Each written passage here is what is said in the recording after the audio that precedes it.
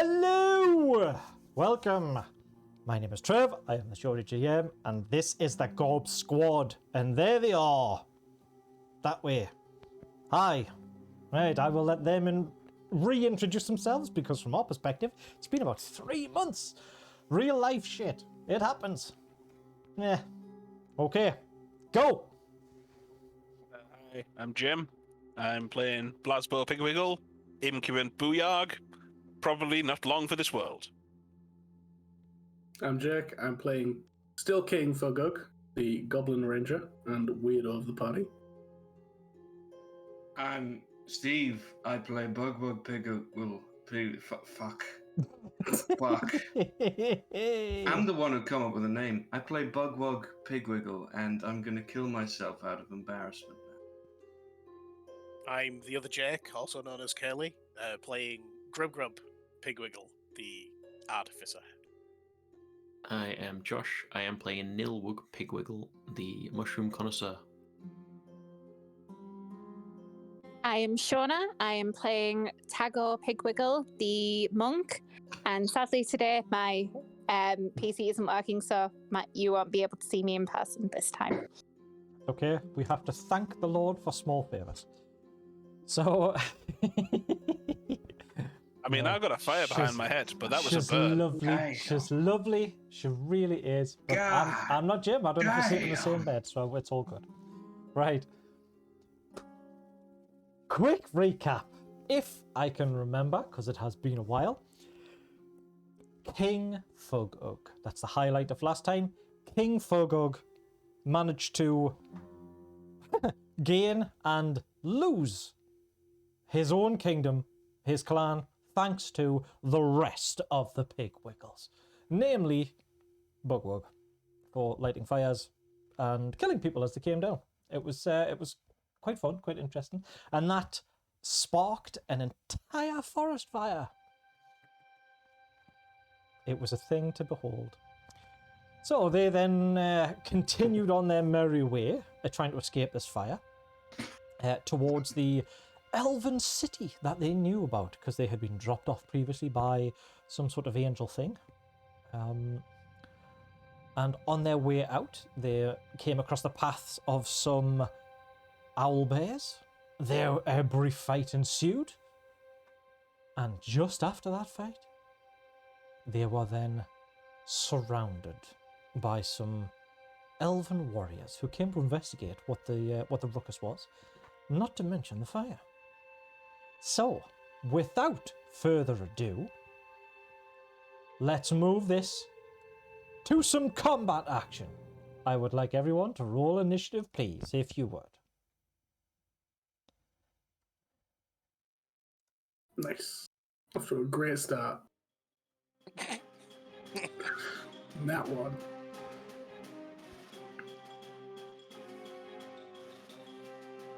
Wonderful. Right, to paint the scene, because we haven't got a map up, you are at the edge of the forest, and you can see 6 elven warriors.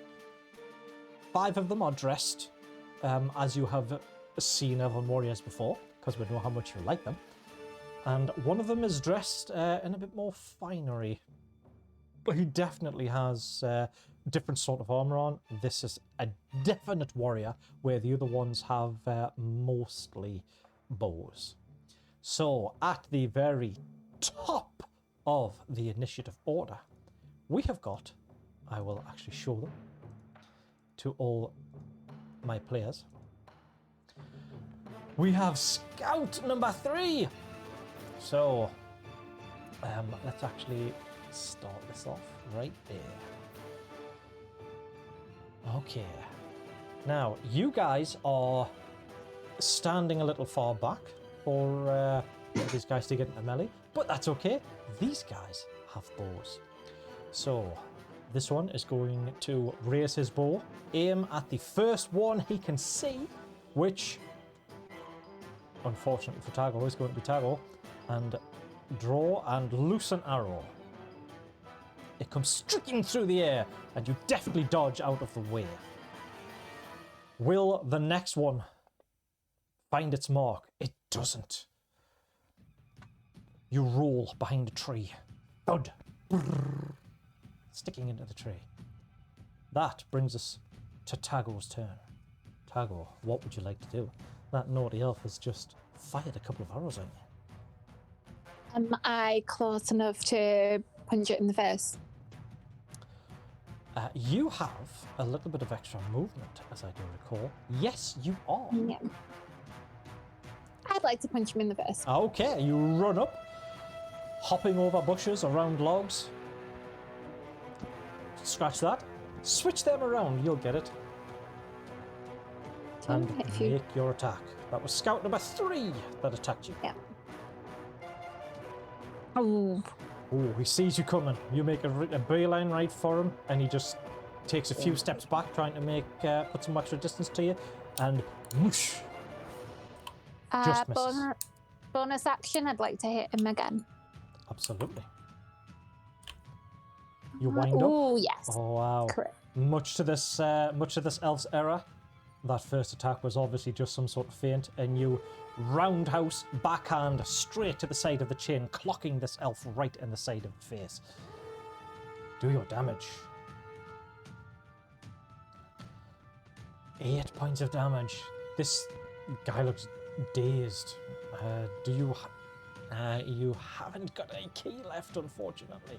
Nope, I've got no key points left, so Right, that so unfortunately will have to be me. that is you. Okay. So, Blasbo. All hail the Booyarg. It is your turn. It's indeed. For range and spells and things like that, these are about 40 feet away. Wonderful.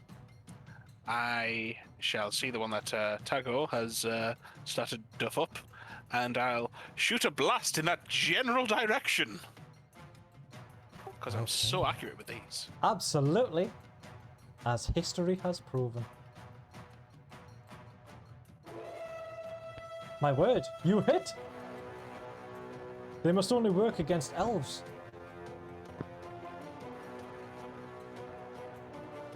That is a massive 12 points of damage as you blast this guy right in the face as he turns back round to face Tago. You catch him right in the face and it blows the top of his head off. Thud. Deck. And then, having not really used my movement, I'm gonna...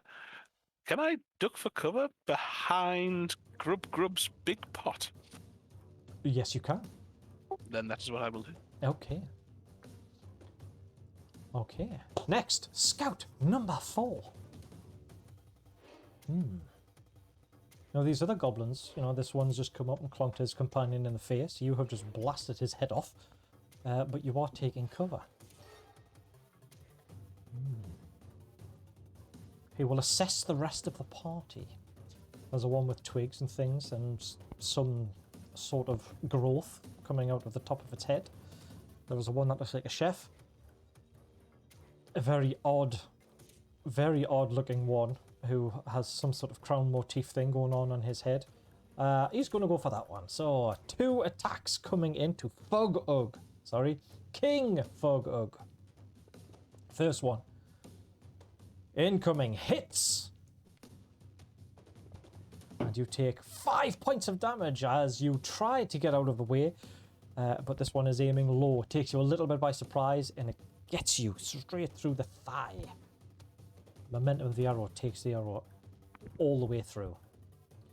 Second attack. Hoping to catch you on the quite literal off foot. Back foot even. Mistimes it. Thuds into the ground in between your legs. This guy also is going to stay where he is. He understands that he's 40 feet away and you are just goblins. You aren't that fast. That's him. Grub. The artificer with the ladle launcher. I'm also going to head for my cauldron, wherever it is. Jump inside it. And as I do, I will say, I'll pop it back up and I'll yell, "Never fear, brothers, for I have a trick up my sleeve." And as I say this, the cauldron begins to rise from the ground as 2 little, like, wooden automaton legs prop it up. I imagine taking away your cover, I'm afraid, as these little arms pop out the side as well. As it stands up, I'm sort of between the legs and the bottom, just... And yes, my cauldron has become my steel defender. But from atop my new mount, I guess, I'm gonna take a shot with my crossbow. We'll go for the one that Tago's attacking. Was that Scout 3? He did. Oh, he's dead. He'd be dead, yes. I just popped a cap. Rounds away. We'll go for Scout 4. He's next on my list. That was the one that attached your odd companion, King Fugug. Let's go.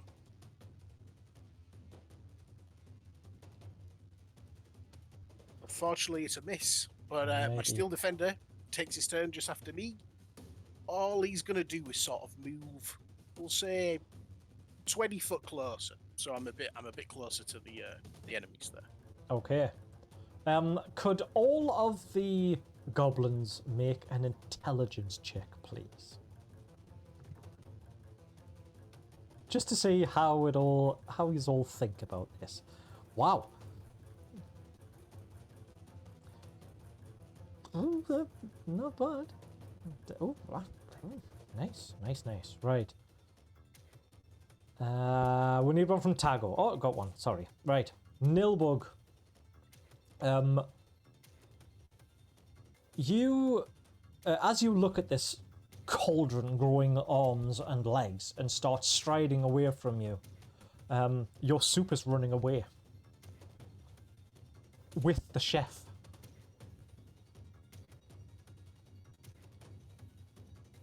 Do with that what you will. Okay. Round to Scout 2. Okay. That is a very odd thing that this elven person who has lived for several hundreds of years has ever seen. Really. Not necessarily liking it at all. He is going to aim for what appears to be the pilot of said thing. So he is going to go for Grub. Now you are in your cauldron. Alright, so here it comes. Grub. First arrow. It just goes ping off the front of the cauldron. Hey. Harmlessly. Next one incoming. This one is definitely striking more true. You can see it coming straight towards your head. Does your defender do anything? It's been that long since I've looked at the stats. I can't remember what it can or My can't do. defender won, but as a reaction, I am going to dip inside the cauldron, essentially performing the shield spell. Okay. Using its mel body to protect me.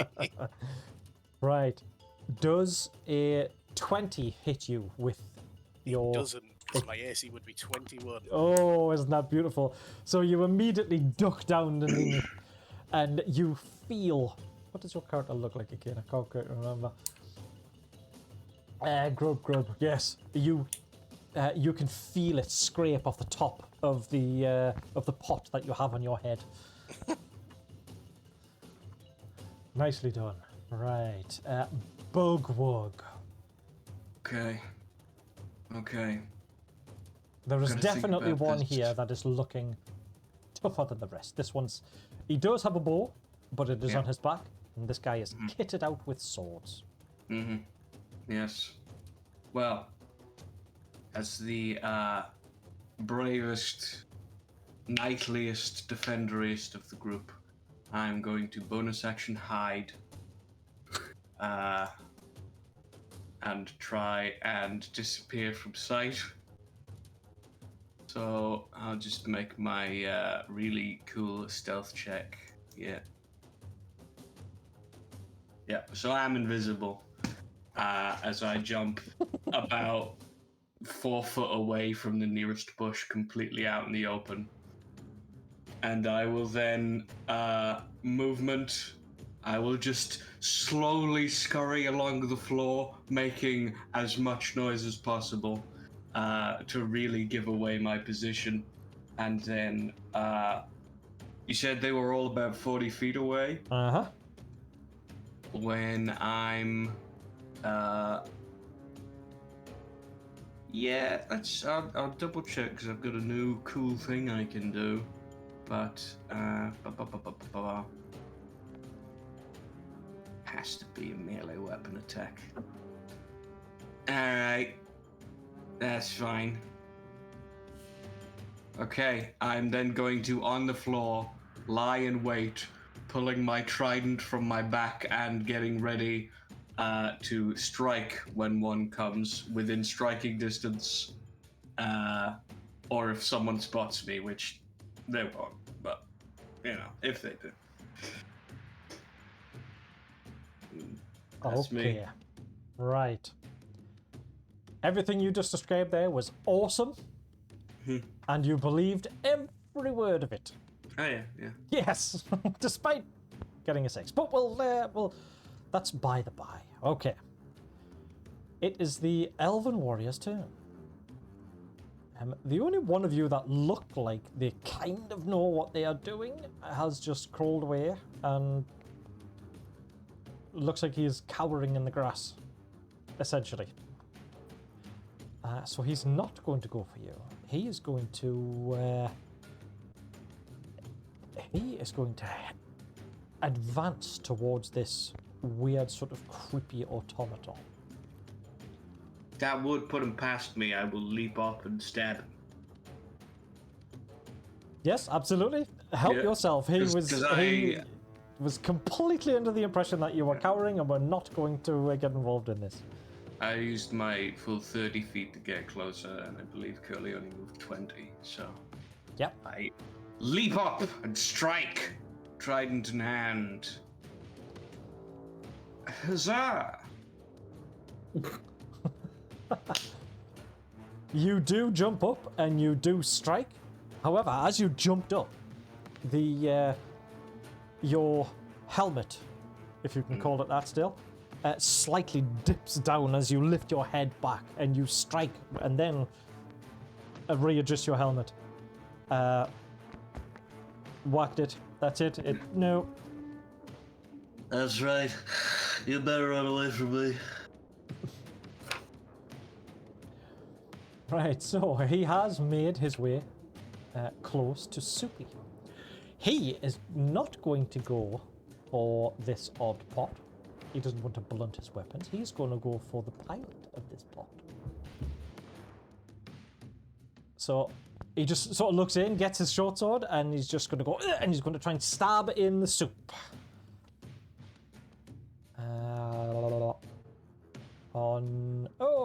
Where are you? There you are. And he misses completely. He just gets nothing but soup. Yeah, and this guy, however, can make another attack. So he is coming in for another one. That's a 19. It's still going to be a miss. Still going to be a miss because of the effects of the shield. Another sploosh. That's it. Okay, that is the Elven Warrior. Right, we have another scout coming. This one is going to look at the rest of you, realize that there is one of you that does have a ranged weapon, and it's not the odd cutlery launcher thing that is now hidden from view. It's the one that looks like the king. So he is going to make a longbow attack at the king. King Fuggus Uggus. And he hits. And the arrow streaks in. 4 points. You are not down. This is fair. He's a good shot. He's positive he's a good shot, so he's going to take it another. Take another go. Hits you again. And this arrow. Oh. Bug. You are down. The arrow striking you hard you are overcome by the pain, and you are rendered unconscious.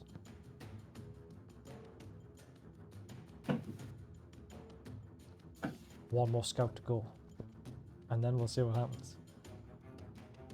This one is going to turn to the obvious spellcaster of the group. That now doesn't have any cover. And he's going to take both of his attacks against Blasbo. Can we say I dropped prone? I did sort of try and plot behind it. It's up to you. Yeah, sure. He missed anyway. So this one is going to take another shot at disadvantage because you are prone. Oh, and he just misses. Just misses. Oh, thunk! Arrows strike the ground right next to you. Now, Nilwug.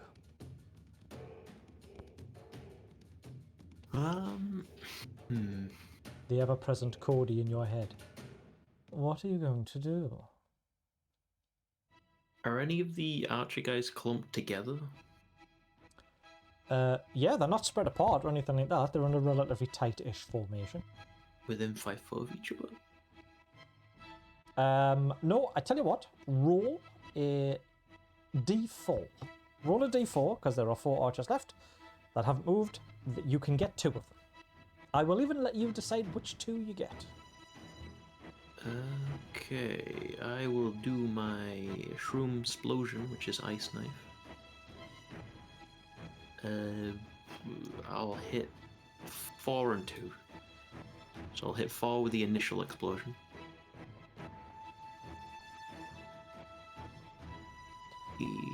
Yes. Right, you hit 4. 4. And that one does save. Make it save its dexterity save. So you need to just drop the save on the other one.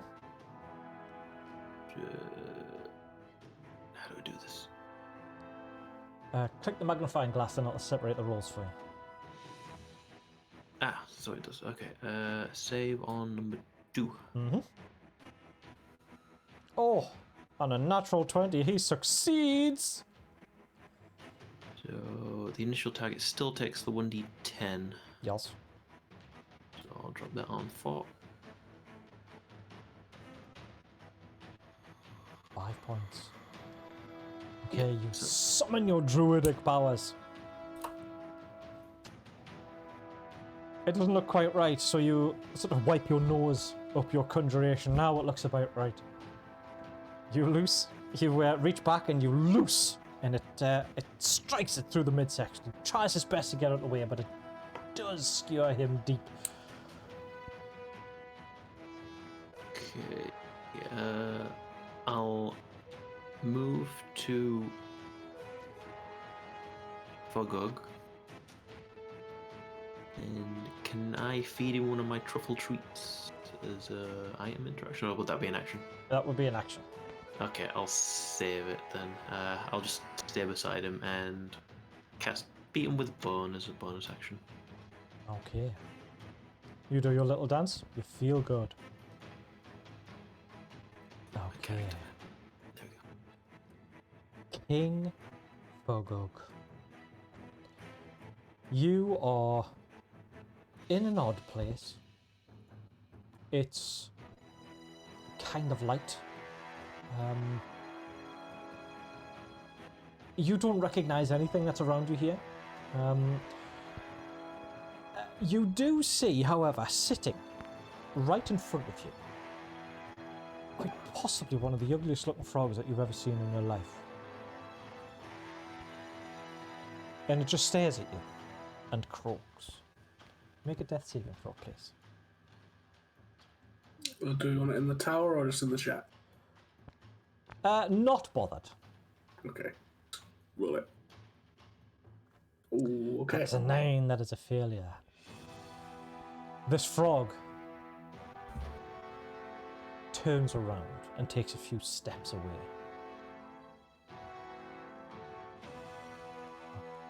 Back to the top of the round. Tago, it is you. There is a mess now lying in front of you. She has had to step away to take a call, but she did say she wanted to punch. So, what is the nearest scout? Nearest scout would be number 4. Let's just go down the line. Dago, being the feral little beastie that it is probably going to pounce right in its face and start clawing like a feral cat. Okay, make some rolls.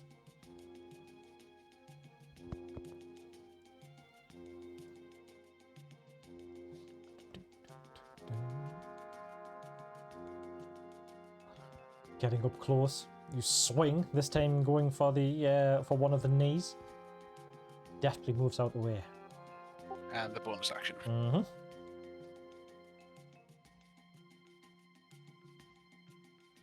Hits this time. Do some damage.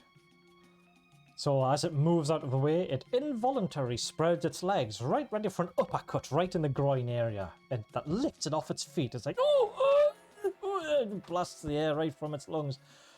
Definitely doesn't look happy, but what can it do? Is that everything? Yeah, I think so. Okay.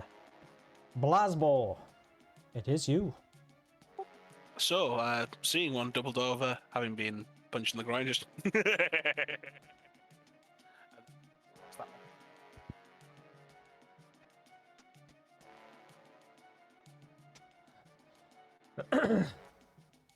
Okay. Oh, summoning your forbidden magic. You take sight. Loose. Do some damage.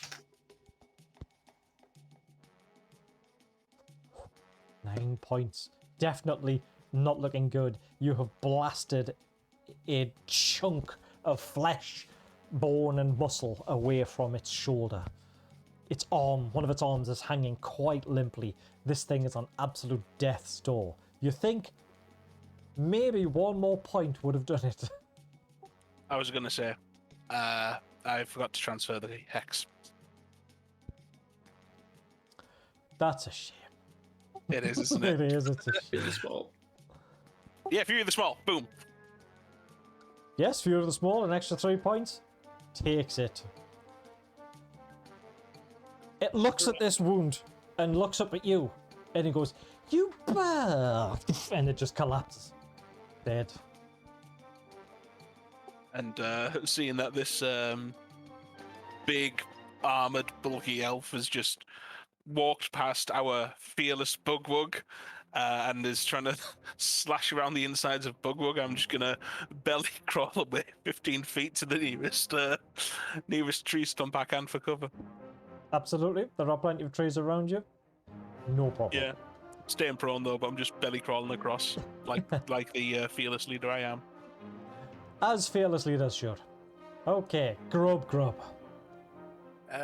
So the one that had approached me and attacked me while I was in the soup, which one's this? That's again? the Elf Warrior. Elf Warrior. Yes. Then, because I'm in melee range at disadvantage, I'll take a shot with the crossbow at him. Okay. Any idea of what cutlery this is? I forgot to ask last time. This is going to be like one of those, like a barbecue fork, like a tiny little pitchfork kind of thing. Yeah. Like a sausage fork. Yeah. Old-fashioned perfect. sausage fork. Oh. Okay. Oh, you miss. Yes, this thing. Yes, this thing is definitely. Its reflexes are much better, and it's now that it's up close, this guy is also using a shield because he knows what he's doing. Okay. That's all from me, but Soupy is going to attack him. He's just going to barge its round form into him.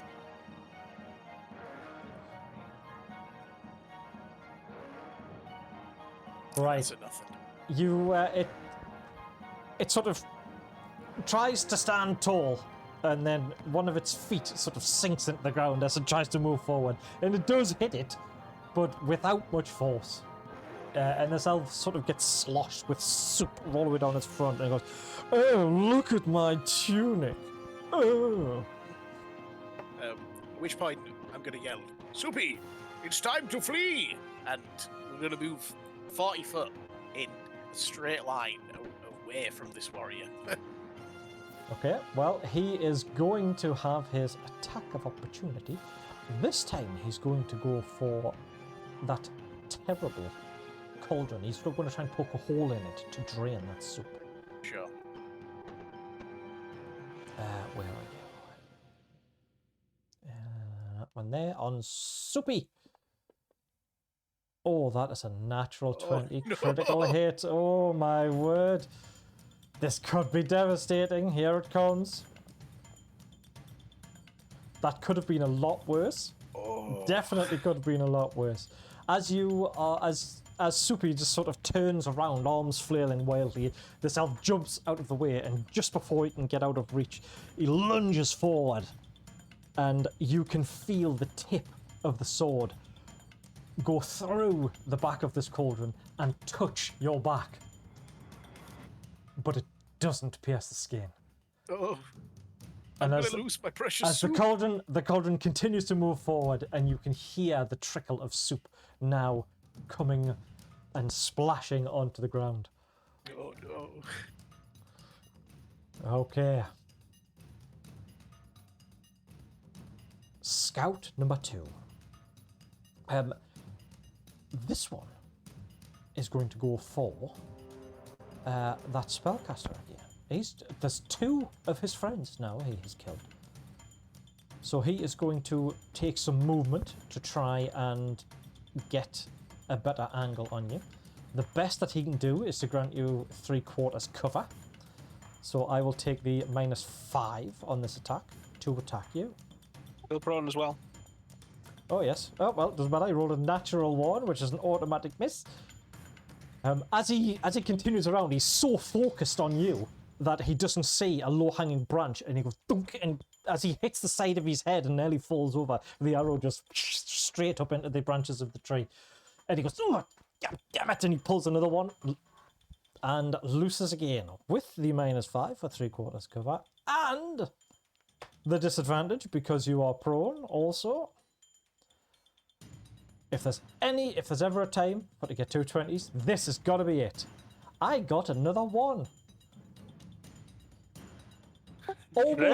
Almost as if he had forgotten about the low-hanging branch. He ducked underneath the first branch, got back up, and then moved forward, except this time this is a branch from a completely different tree that forked just in time, just at the right place for it to go on either side of his neck, and he goes, as he's now getting almost kind of strung up from this tree, and again follows almost the exact same trajectory as the first arrow. He extracts himself and goes, bollocks! And that is him. Bogwug. This elven warrior has put a hole in the cauldron of soup. How do you respond? I see the soup. The delicious soup spilling onto the ground. And then I see my most trusted accomplice already spilled on the ground. And then I see the booyog lying there. And there is perhaps a moment in Bugwug's tiny, tiny brain that thinks the right thing to do would be to save his friend. So instead he goes right over to Blasbo on the ground and says, Do not worry, my booyog. I will... Oh, these foul elves and their magics. I have been charmed by them. And I'm going to try and stab Blasbo. Okay. Make your attack with advantage because he is prone. Yep. Here we go. Oh. Wow. Yes! A 5 and a 6. Very good at this. You miss. You're well into your roll. And Yeah. you forget that it's just a roll for a second and I mean, I'll action surge and do it again. Okay. You catch yourself after you missed the first time, and you think, Yeah. "What the hell am I doing?" And you pull back, and Let's get his ass. There we and go. you get him this time. Okay. Dealing 8 points of damage 8 to the points of bull damage. I will also place an unwavering mark upon him. Which...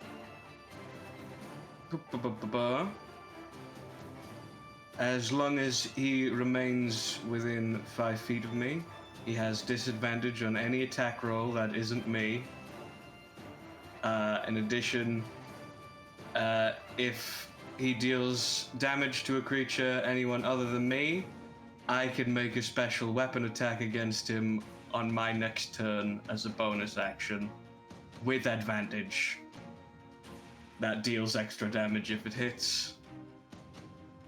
As I'm stopped, I go, fear not, I shall free you. Yes! And I will do a shrieking backlash. Oh yeah. Okay.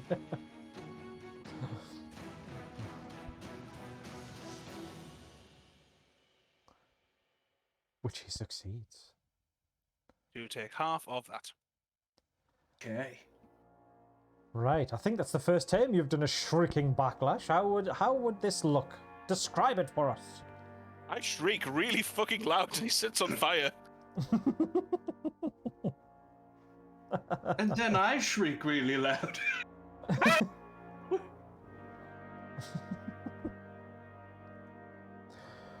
Is that it? Yep, Yeah, that's so it. nothing more for me. Right, okay. Elf Warrior. Here it comes. It looks to the goblins fighting each other is kind of confused for a second or two. Definitely likes the way that that soup is leaking out of that cauldron, and he's made that mark really low, so that won't stay full for long. He then, because it has retreated, is going to turn and head towards Tagore, because Tagore is all by its lonesome. Okay, so we have a short sword incoming to Tagore. That would hit. Where is it? There's the damage. There we go. So it comes in. Ooh, that's a big hit. That's 14 points of damage. Comes thrusting in. And you are got. It is going to wind up with its second attack straight onto Tagore and hit again. Is it possible that I can get Tagore down? It is possible. Tagore hits the deck, unconscious, in the blissful pre-afterlife of the goblins. Let's see what happens to her. Okay, Scout 1. There are two goblins that seem intent on killing each other. One standing next to a down companion and one Super Bowl trying to run away. This one is going to attack the guy controlling the Super Bowl. Here it comes. Grub, an arrow. It is heading your way. Are you, can you shield it or can you not? Cannot. You cannot. No. Right. Oh, but this is a short sword attack. Is it? Sorry, long. It's the same. Sorry, I've just picked up the wrong one. Beg your Okay. pardon. Never mind. Then. It's I a long definitely bow one. I cannot do anything. Right. Okay. There's some damage as. Oh, this one not too bad. It streaks past you. It cuts the top part of your arm. Unfortunately, he has yet another attack.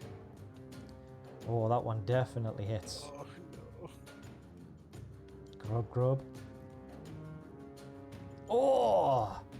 Aiming for the same portion of the arm, it goes through the shoulder, and as you fall, knowing that you could potentially drown in your own soup, you are kind of relieved when the arrow that is sticking through your shoulder is actually longer than the radius of the, or than the diameter of the pot, and it props you up. You are dangling in your own soup like a piece of dangling meat. The irony is not lost on you as you lose consciousness. Right, we have one more to go. Nilbug, you are by your lonesome, next to your companion. Incoming! That would hit. Do you have any shenanigans that you can do?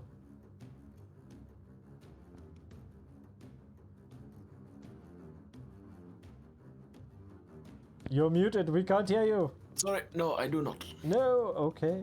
Here it comes. Damage incoming. That is 6 points. And you fail your concentration of spike growth, which would have expired ages ago. Yeah. You used spike growth on the owl base. Yeah. Wow, it's a good call though. You've managed to keep concentration on that for 3 months. Wow. Right. Okay, another one coming. Oh, and that's a definite hit with a good 21. More damage. Oh, this one gets you in the gut. You sort of double over, but you are still conscious. And it is now your turn. Okay, first thing I'm gonna do is shove a truffle treat from my pants into Fogog's mouth. Fogog, you are awoken with the odd, salty and slimy texture and taste of something that is shoved into your mouth. It's kind of pleasant, you realise, before you open your eyes. And then I'll take another bunch of fungus and throw it at Tago. Oh, that's supposed to go on Tago. 5 points of healing from Heal. pollen pick me up. I will place that on Tago. There we go.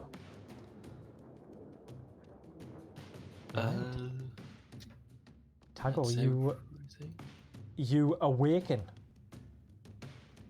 just after something has slapped into your mouth. You're not exactly sure what it is. The last thing you remember is you were standing next to some elves. Your imagination runs wild a little bit before you open your eyes and realize it's a good thing. I'll position myself between the elven archers and Fogok. Okay. And that's you. Yes. Right. Fogok, before you regain consciousness, this frog, almost as if changing its mind, turns around and jumps up at you. And you go to try and catch it to eat it, but it doesn't quite work that way. As you go to catch it, it opens its mouth and it just goes, ah! And it just devours you whole, and you immediately spring up with this horrible stuff in your mouth. And a frog sitting on your lap. It looks like the exact same sort of frog. Is it Prince Big Toe? Because Prince Big Toe is a giant frog. It is Prince Big Toe. Yes. Now, Prince Big Toe, as it sits there on your legs, the moment that you stand up, because I'm going to assume that you are going to stand up and not go from prone, the moment that you stand up, it just goes and it just expands in almost like just cartoony sort of fashion. Kaboosh! And there is this a giant freaking toad that just ate you. There it is. She's the most beautiful thing I've ever seen. For the rest of you... Screw the princess, am I right? For the rest of you... Fogog can summon giant toads. It might be a good thing for filling up that soup again later.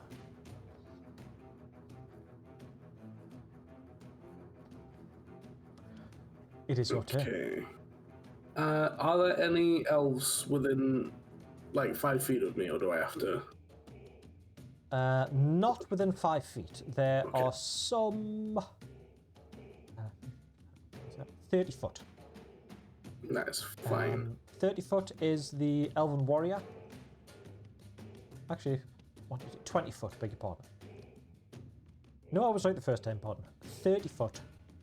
And the ones with bows are 40 foot away still. Okay.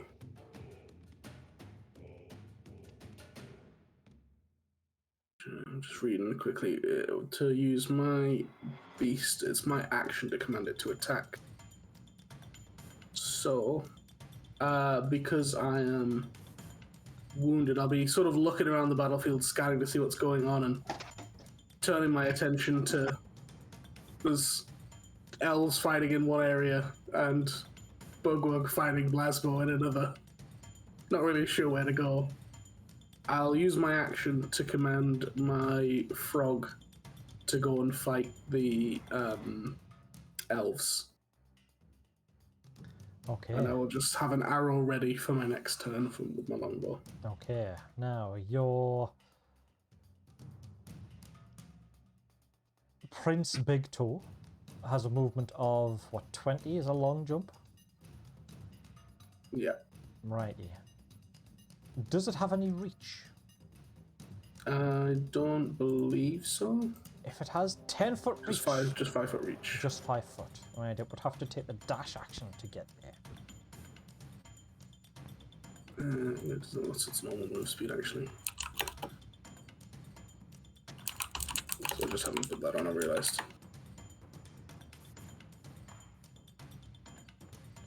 That's just, it's got a normal speed of 30 foot. Normal speed of 30 foot. Right, in that case then, it can get to the back of the Elf Warrior. And it can attack the Elf Warrior. It will do that. Elf Warrior.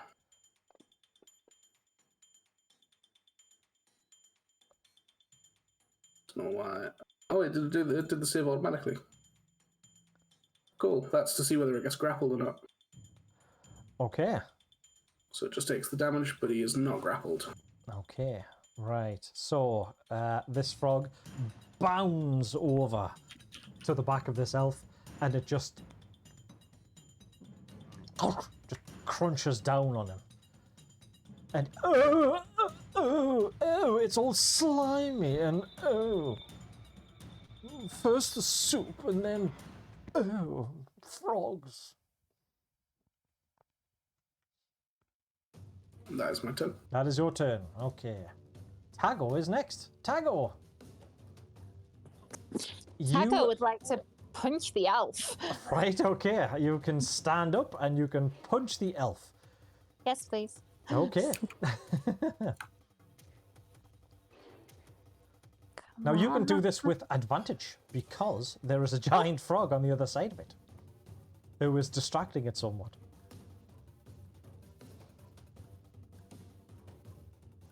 Beautiful. 1 second. Okay, and for my bonus action, I would like to do that again. Okay. Let's see if you can. Oh, you nearly got a nat 20. Very nearly. Okay, but Do you you missed... have enough movement to get some cover away from this elf warrior or not? You've got 20 foot of movement. You can... If you move, he will get an opportunity attack on you. I'll stay away. Okay. Right, Actually, so no, I'll use my bonus action. Never mind. you spring up to your feet, and as he turns around to look at this fraud, you just clock him right in the back of the head. He goes, "Oh, I thought I'd killed you," and turns back round again. Tago, not easy to kill. Tago, punch. Oh my, they can talk.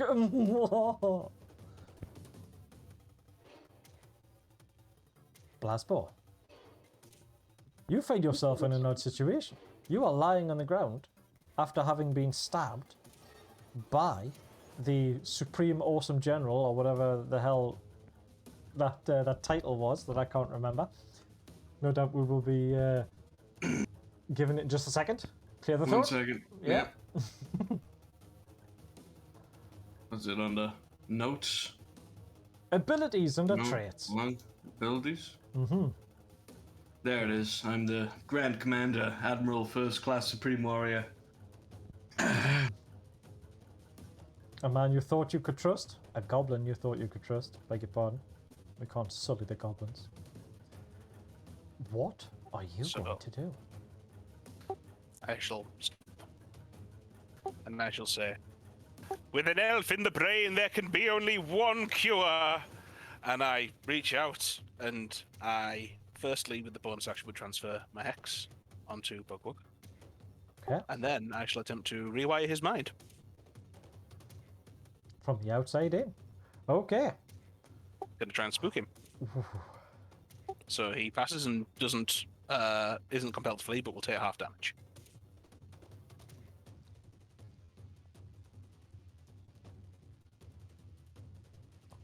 Spook 'em good. Right. Yes. Blasbo, as you do this, what does this one look like? Because you haven't used this one before either.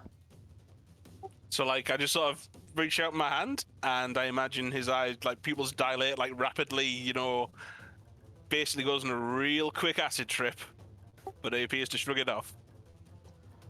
Right. From Bugwug's side, do you mind if I do this one? For it, yeah. Yeah, okay.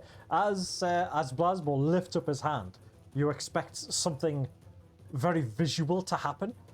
So your eyes are dilating backwards and forwards because you're looking at his hand and his face and his hand and his face and his hand, and you kind of sort of confuse yourself a little bit. And you go, it hurts,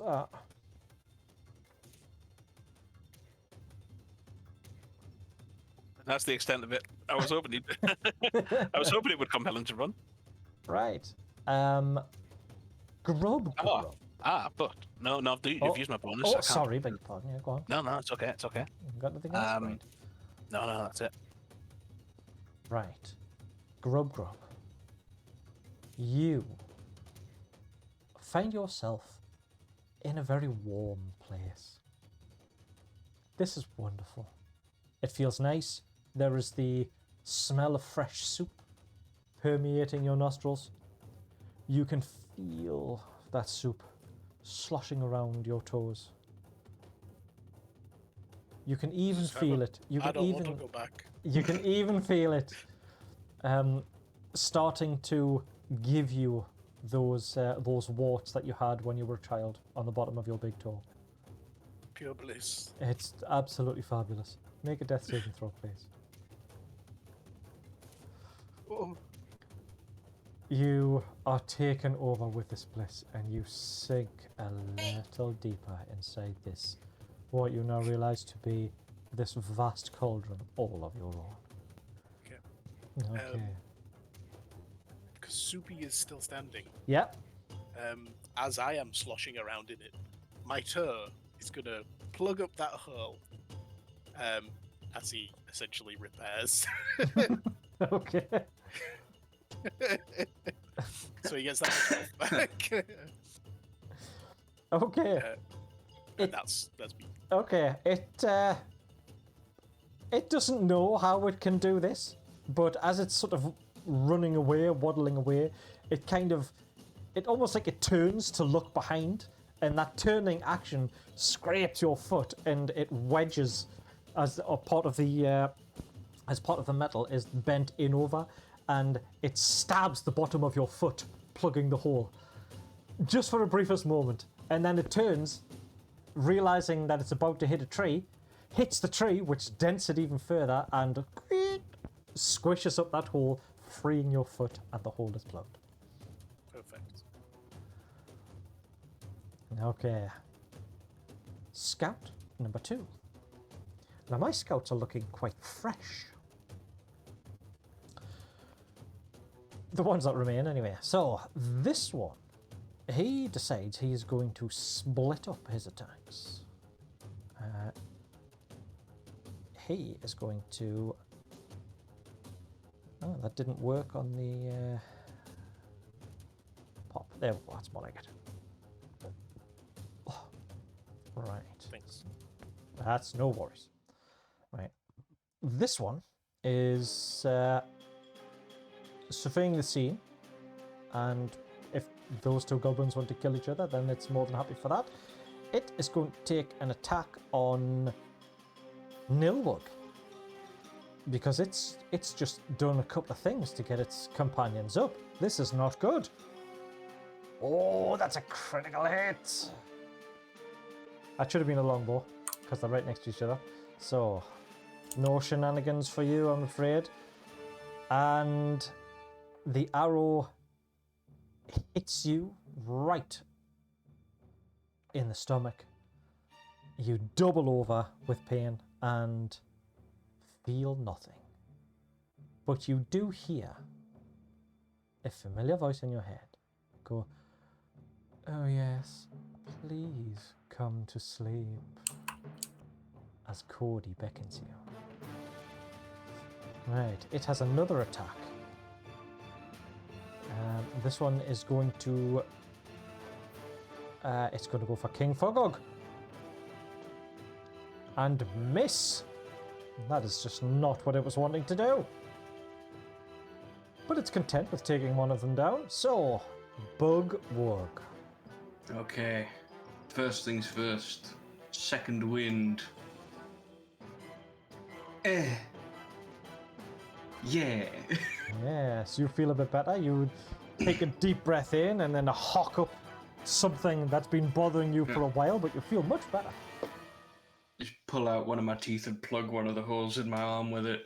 And then I will... Because that is, I believe, second wind is a bonus action. Yes, it is. Right? Mhm. It is. Okay. And then I'm just gonna...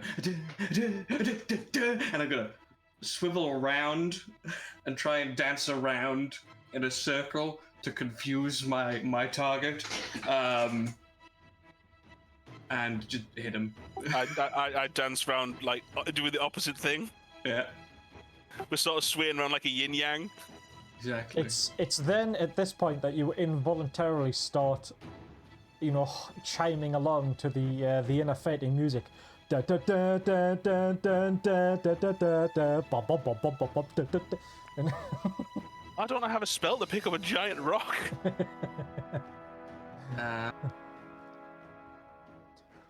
It is. Let's go. oh, and you Come on. hit Blasbo. Do your damage. Hiya. I don't know if I have to keep remarking or not. Yeah, I will. So I Yeah. have to remark.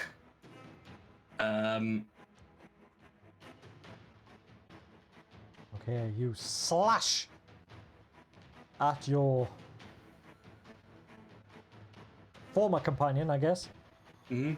and it's a scathing slash right down across the belly. I will then turn to the deposed king Fogog, and I will say aloud, "Brother, the revolution is now! Destroy them!" And that's my turn.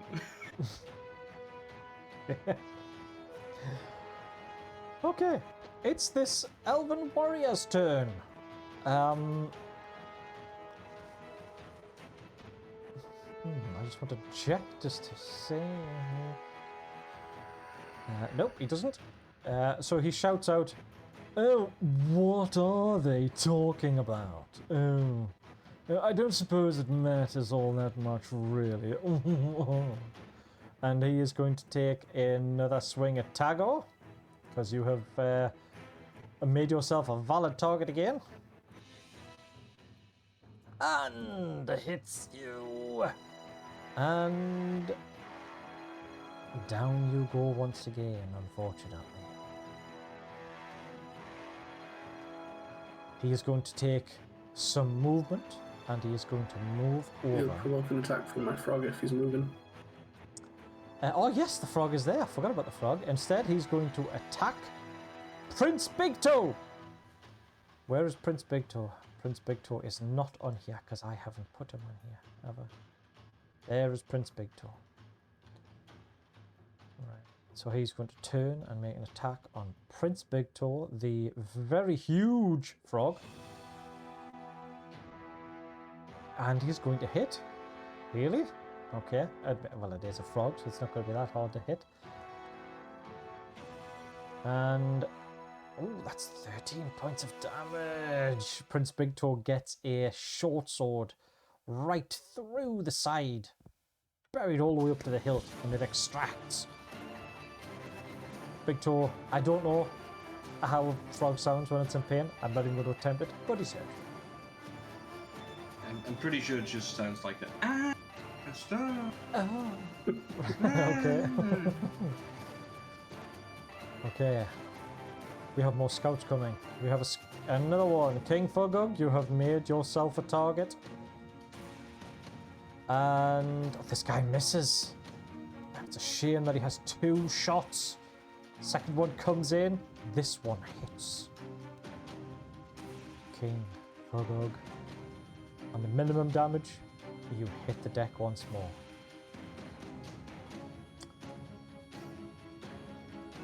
I have 1 more scout left. Everyone seems to be down. Except the 2 that are fighting each other. As amusing as this may be, he is going to readjust and he is going to attack one of you. But he's not sure which. So odds, it's going to be Blasbo. Even, it is going to be Bugwug. Odds Blasbo, even Bugwug. Even is Bugwug. So, there you go there, just in case you weren't sure. In fact, he's got 2 attacks, so he's going to do 1 on each, so I don't know why I even bothered rolling. So, Bugwug, yours is coming first. And he misses.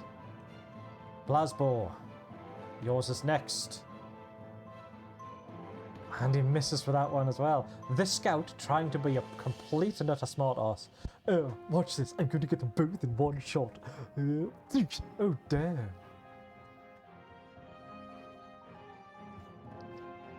Nilwug, you hear the sweet, sweet voice of Cody in your head. You can stay here with me. I promise I won't take over your body. Make a death saving throw, please. Oh, that's a 1! That's 2 death saving throws. Okay. Are you sure you don't want to think about that a little more? Hogog. Right, you are back in this odd place again. This time, no frog. Make a death saving throw, please. You got it. That's a failure. You get up and you start to hunt around in this vastly open space that is absolutely clear to see in every single direction for your frog.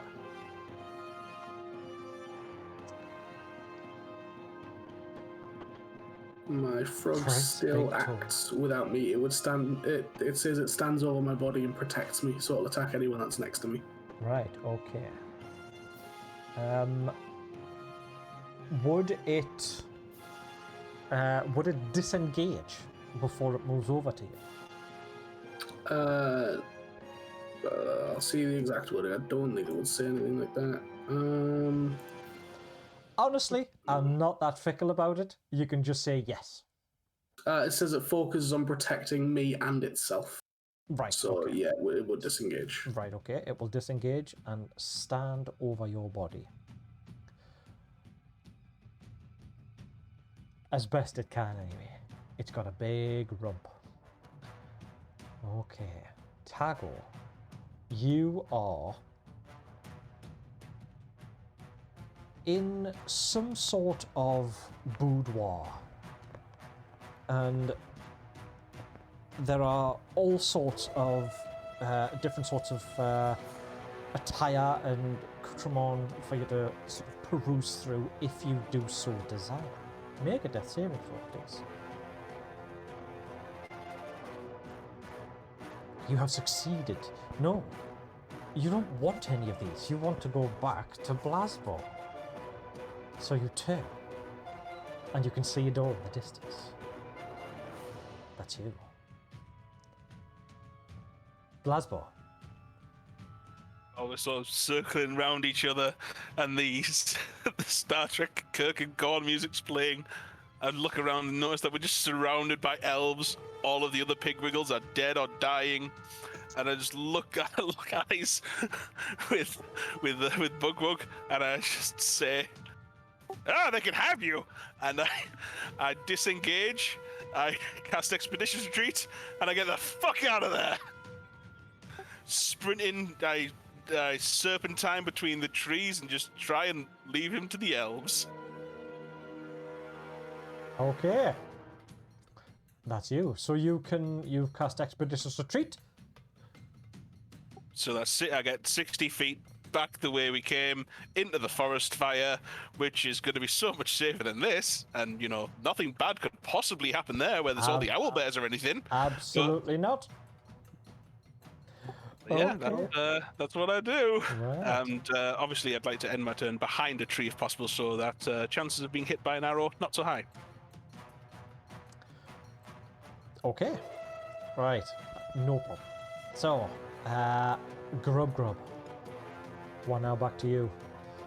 You are slowly sinking down into this blissful pot. And your thoughts immediately return to the hole in your own pot. Make a death saving throw. Oh, let's go! You on a natural 20, automatic success, and you gain 1 hit point back. You immediately think, that bloody elf put a hole in my pot, and you immediately wake up.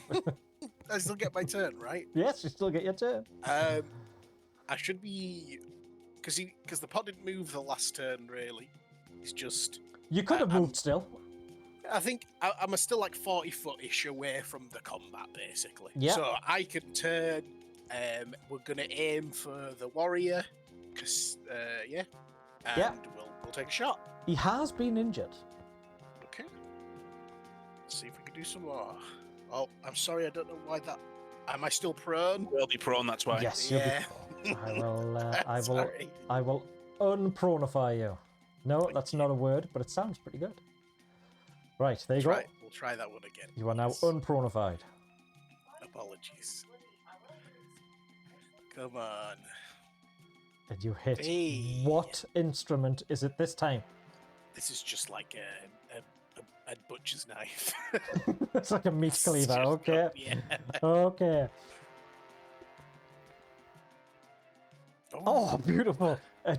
Max damage, nice. You fish around inside this pot, and in like very cartoon-esque sort of fashion, you pull out this butcher's knife, this absolute massive meat cleaver that is the same size as your head. And you flip it round, put it in this cutlery launcher, and it hits it right in the middle of the chest. It goes, oh, you've got my shirt. Oh. Beautiful. That's it for me. I'll use my bonus. CP can take an action, which is just going to be another repair. Okay. Which should go to self this time. Heal to Soupy. Lovely, Yes, it Julie. does. Wonderful. Perfect. Right. But we're going to stay where we are. Okay. So that's you. Right, we have another scout. One more scout. Well, Bug, you are still there. But he has friends that can take care of you. He is going to travel his full 30-foot distance, and he's going to try and take shot on the fleeing. Because that's what you're doing. You are fleeing the fleeing goblin. If the bravest thing to do is that which others would consider cowardly. You can have 3/4 cover. Here it comes. Last ball. First one misses. Second one. He draws, takes an extra couple of seconds to line up. And loses. And misses again.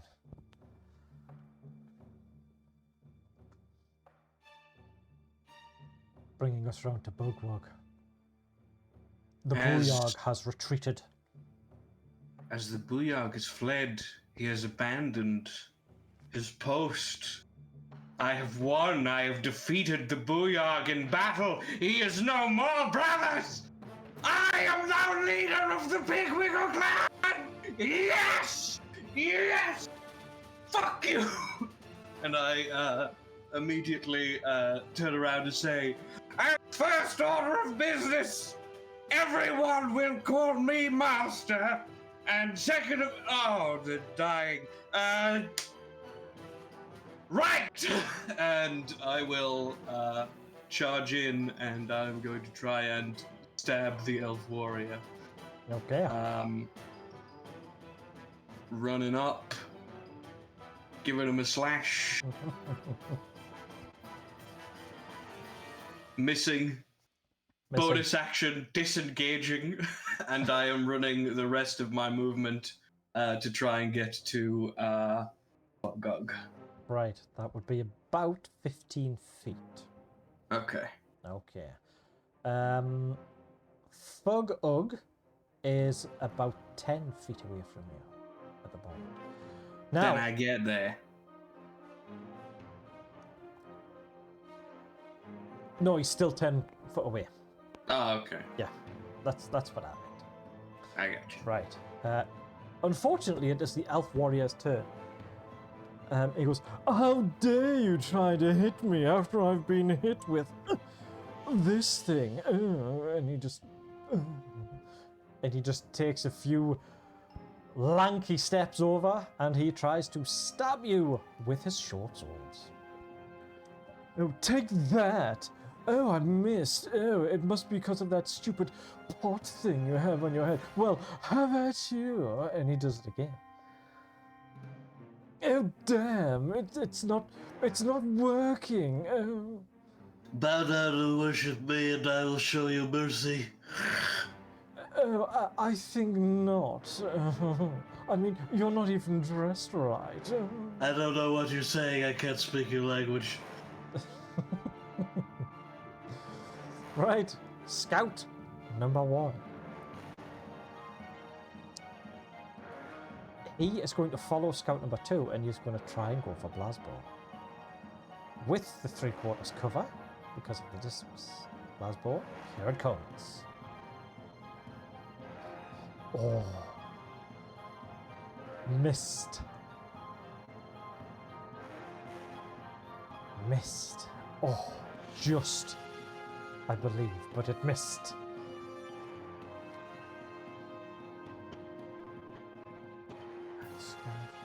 Yes, right. Second one. He also is going to take a little bit of time and loose again. Missing once more. But you now know you have 2 scouts on your tail. Right, the third scout, scout number 5, it makes sense to us, don't worry about it, is he's going to assess what is going on.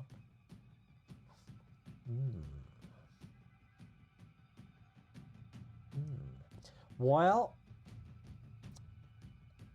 this goblin that's just come up and tried to hit his elf companion is doesn't seem to be doing a very good job. In the name of Bugwog.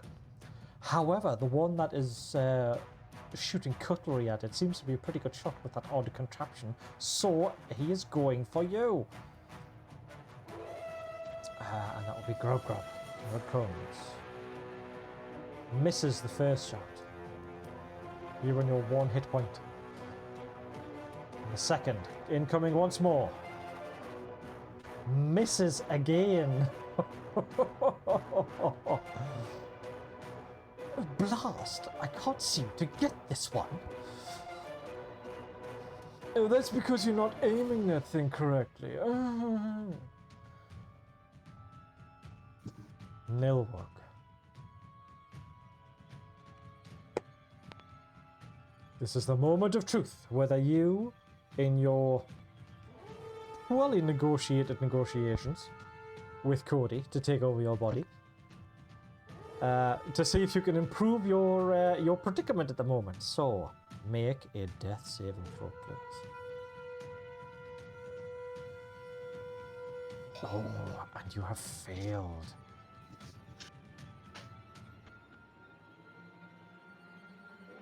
And you have died. At least... I'll have a smile on my face. Because I know Cody's gonna take good care of my body. Yes, I am. I mean, you're more than free to tag along. And you feel this weird sort of wrenching sensation. This whooshing of air. Vast movement, acceleration. You almost feel like your skin is going to be ripped off because of how fast you are going. And all of a sudden you can see out of your body. And then you see a hand come up and go, oh, that's how you do it. You are now, you and Cody have swapped positions. You are along for the ride.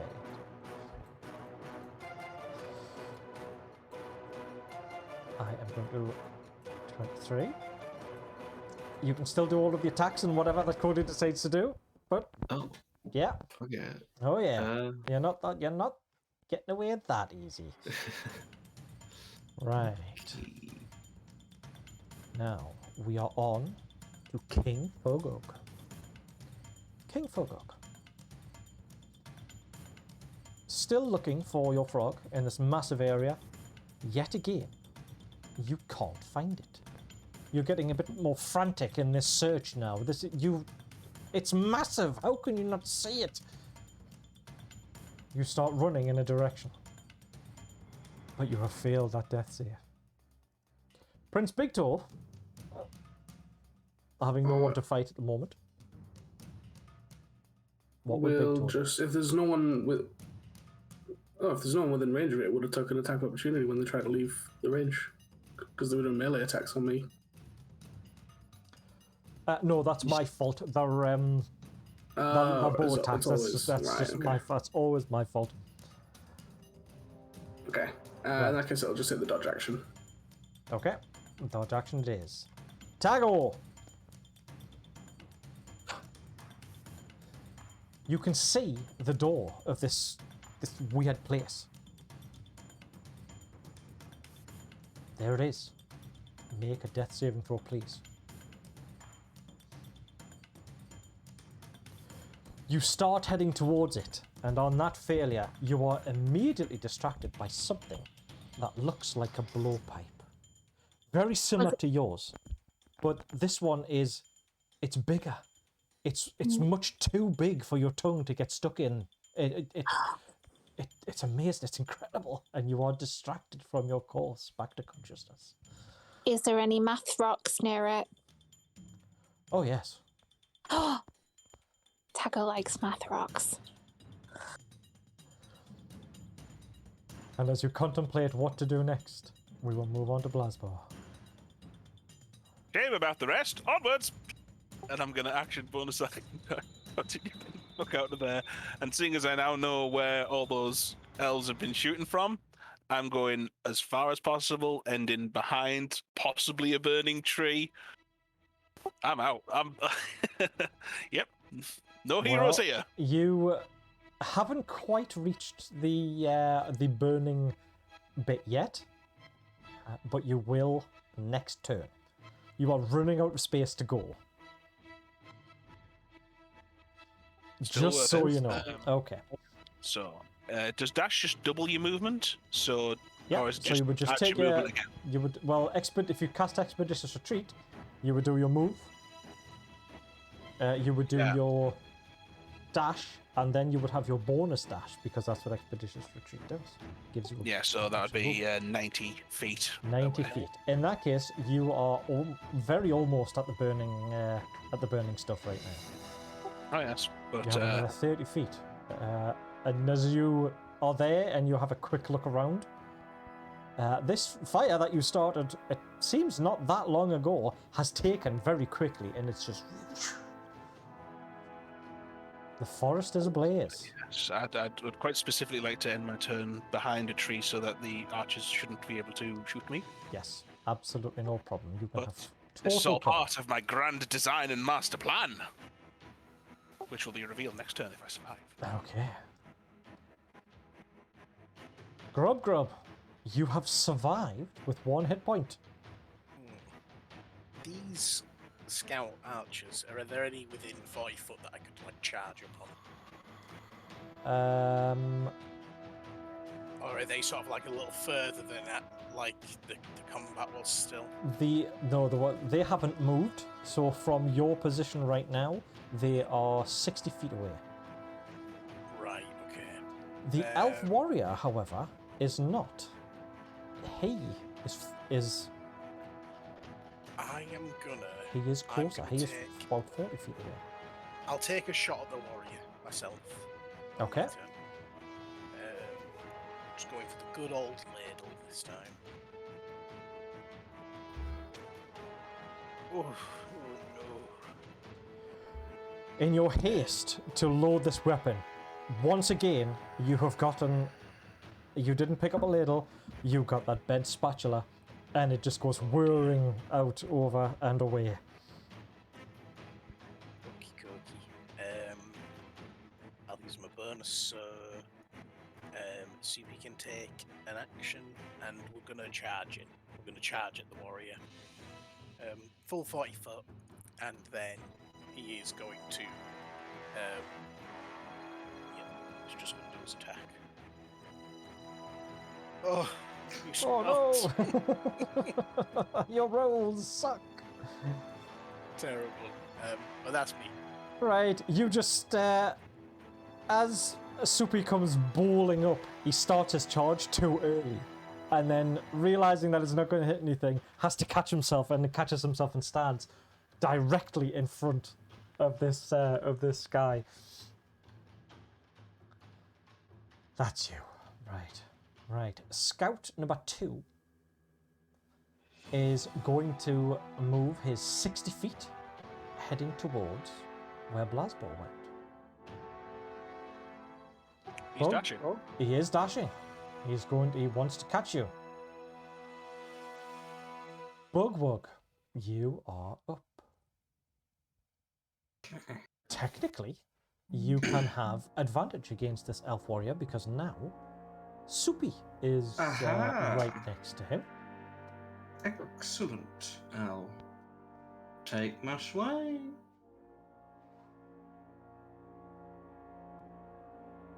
Huzzah! You hit. Excellent. He is marked. And I'll just go, hey! And stab him, and then be like, and I run a disengage bonus action and run the additional 10 feet up to Fogog. You don't need to run because Fogog is in Soupy, and Soupy has run right up in front of this guy now. That's Grub, Fogog. Oh, yes, sorry, Fogog. Yes, I beg your pardon.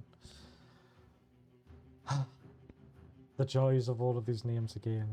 Jumps up. Anyway, yes, you can get all the way to King Fogog, if you please. Nah. No.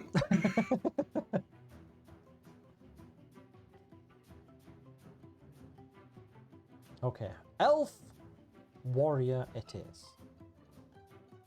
Oh, you are all just... You are such a bore. I'm going to have to kill all of you. And he is going to split his attacks. He is going to go 1 for Bugwug. Bugwug. And he is going to go 1 for Gob, because you are now sitting right in front of him on top of your odd contraption. Because I marked him, the attack that isn't against me is at disadvantage. Excellent. Good to know. Right, Bugwug, this one is heading your way. Sorry, that one. If he's within range of me, Yeah. then it will also be at disadvantage because Super can use a reaction to impose disadvantage on anything that attacks something other than Soupy. So he's damned if he does and damned if he doesn't. Okay. Well, that would have hit. I will roll the disadvantaged part. Oh, and it still hits, unfortunately. I tried. You did try. It's all right though. Bugwug's got he's got hit points to spare. Oh, good lord! And when you roll minimum damage, that's okay. So he comes slashing in, and a lot of the blow is taken with that big skull that you have across, like, all the way across your belly and partway up your chest, and it cracks it a little bit. And he goes, "Oh, careful you don't chip my blades." And he turns back round and swoops at Gob with disadvantage. And he rolls a natural one. I tell you what, just for fun, I am going to roll a d20. Right, okay. If it's just for fun, if it's 1 to 5, because he has 2 swords, he is going to lose a one of them. Okay? Just for fun. It's unfortunately a 7. So, and it was nowhere near. You don't even feel the urge to duck. It was so far out. It was, "Oh, I thought you were taller."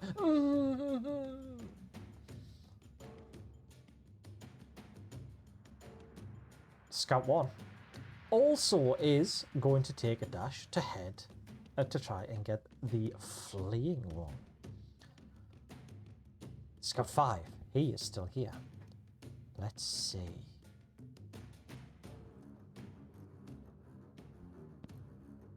He is going to go and protect his leader. Bugwug, 2 arrows. In fact, 1 arrow heading your way. Misses. And another arrow. I will forget to pick up the wrong one. And another arrow will be heading towards Gob.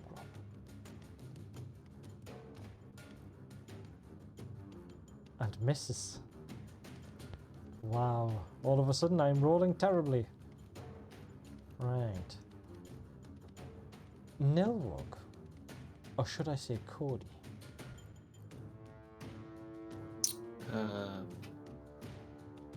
We will stand up. Mm-hmm.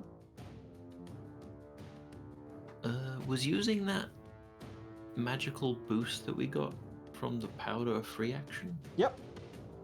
Gonna use that. Yep, help yourself. Roll a d20 for me, please. Yes. That is an 8. You are Nilwug. Nilwug. It was a 9 or less to get a wild surge. You have a wild surge.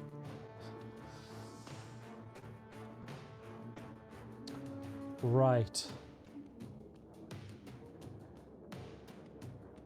For the briefest of moments, time stops. And you look at yourself. And you realize you're still moving. So you can take 1 additional action immediately. That's Which is what pretty that one good. is. Okay. I think my action will be eyeball east on the warrior. Okay. And as you say the verbal components for your for this particular ability, this is Cody's voice coming out of your mouth. I'm going to cast this just there. Your mannerisms and everything, and you are seeing yourself do these things. But this is definitely not you. There is no way that you could go this long without picking your nose. Not a chance. This is definitely not you.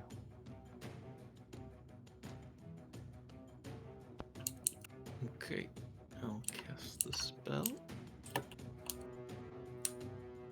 Failed. It has failed. It is now blinded. Dang. Oh my gosh, I can't see. Oh no. Oh, well, at least I can't see these horrid goblins. I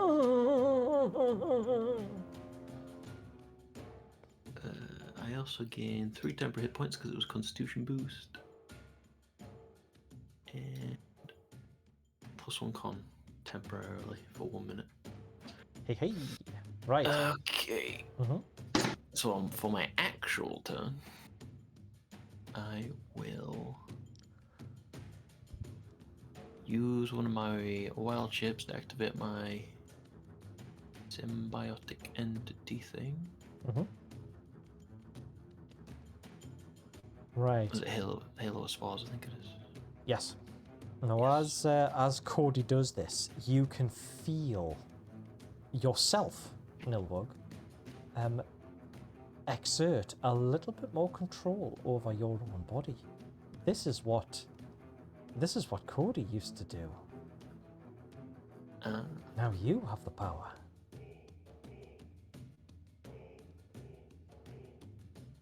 Okay. So I gain 12 temporary points, replaces that 3 I just gained anyway. Okay. So what does this look like? I'm just surrounded by big, thick spores, like kind of foggy. Hard to see. Thick flakes of roots and slicks, the slime that you see or that gathers on the top of mushrooms and all that sort of stuff. It just covers your body, and it's almost like you go, ugh, and then as you exhale, all of this sputum, I suppose, this airborne sputum is constantly expelled from your body and swirls around you in all sorts of different vibrant and wonderful colors. So, I can't remember how it works exactly. Let me just double check.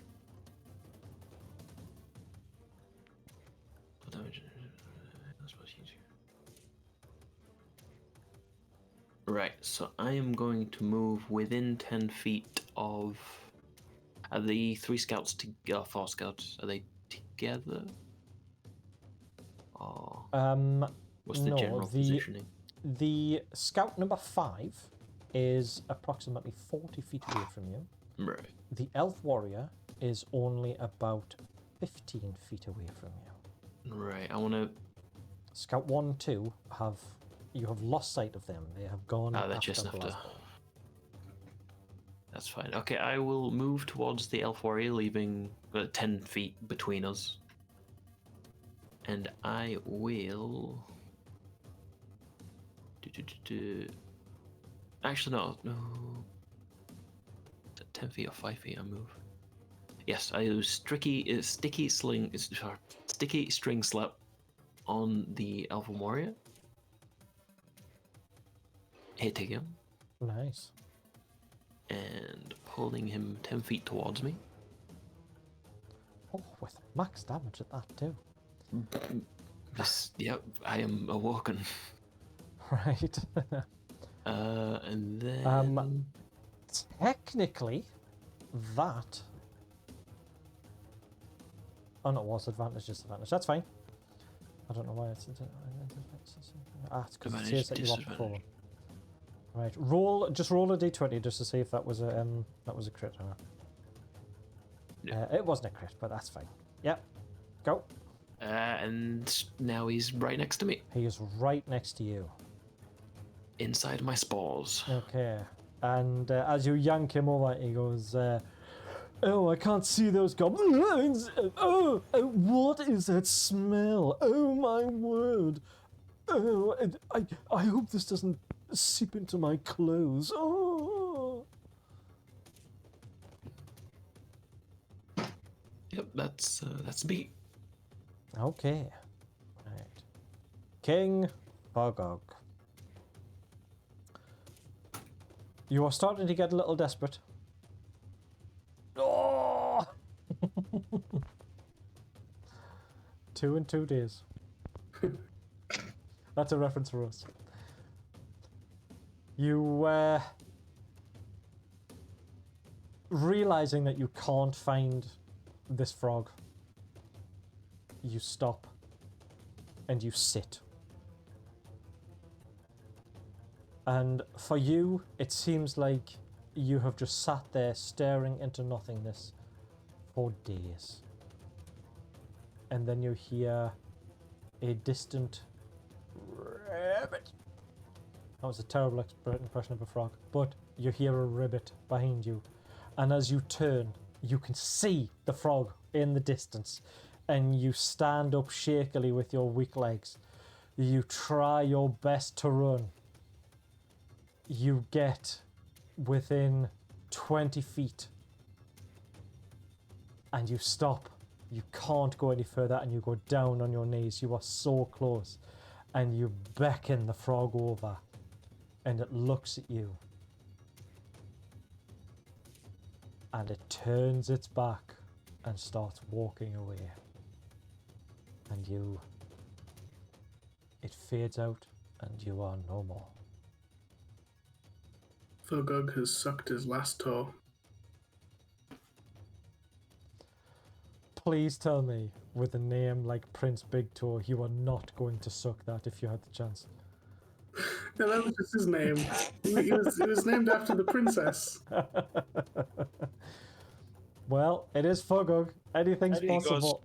He goes to the fields of Elysium, except all the grains, there's giant toes at the end of it. Right. King Thogog? Maybe no more. But Prince Big Toe is still going. So you can play Prince Big Toe however you see fit. Prince Big Toe will go into a rage. And we'll go for the Elven Warrior. Okay. We'll charge at him. It is actually right next to you. Okay, even better. Because Nilbog was right next to you too. And you hit. And he has still made succeeds his... on the grapple check. Yep. Oh, backstab again. Nice. It bites down onto him and it sort of gets a hold of his arm. And he's like, oh no, it's slimy. And he just slides it out of Big Toe's mouth. And it starts to kind of retch. That's Prince Big Toe. That's Prince Big Toe, right. Tago. Damn. These stones and this blowpipe are exquisite. Make a death saving throw, please. But you mustn't be distracted.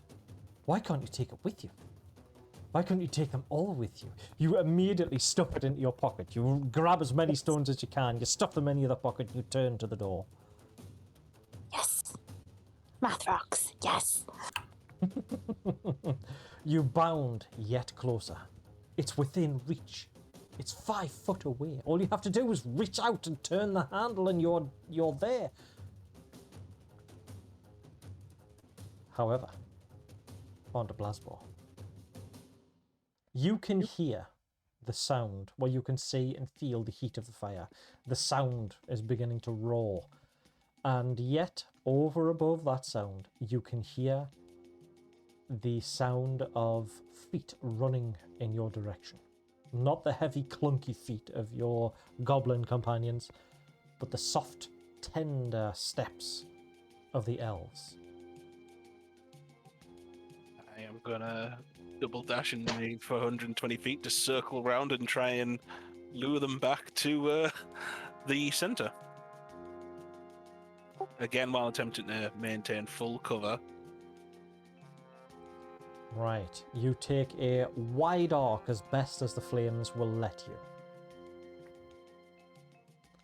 Make a perception check, please. So good at these.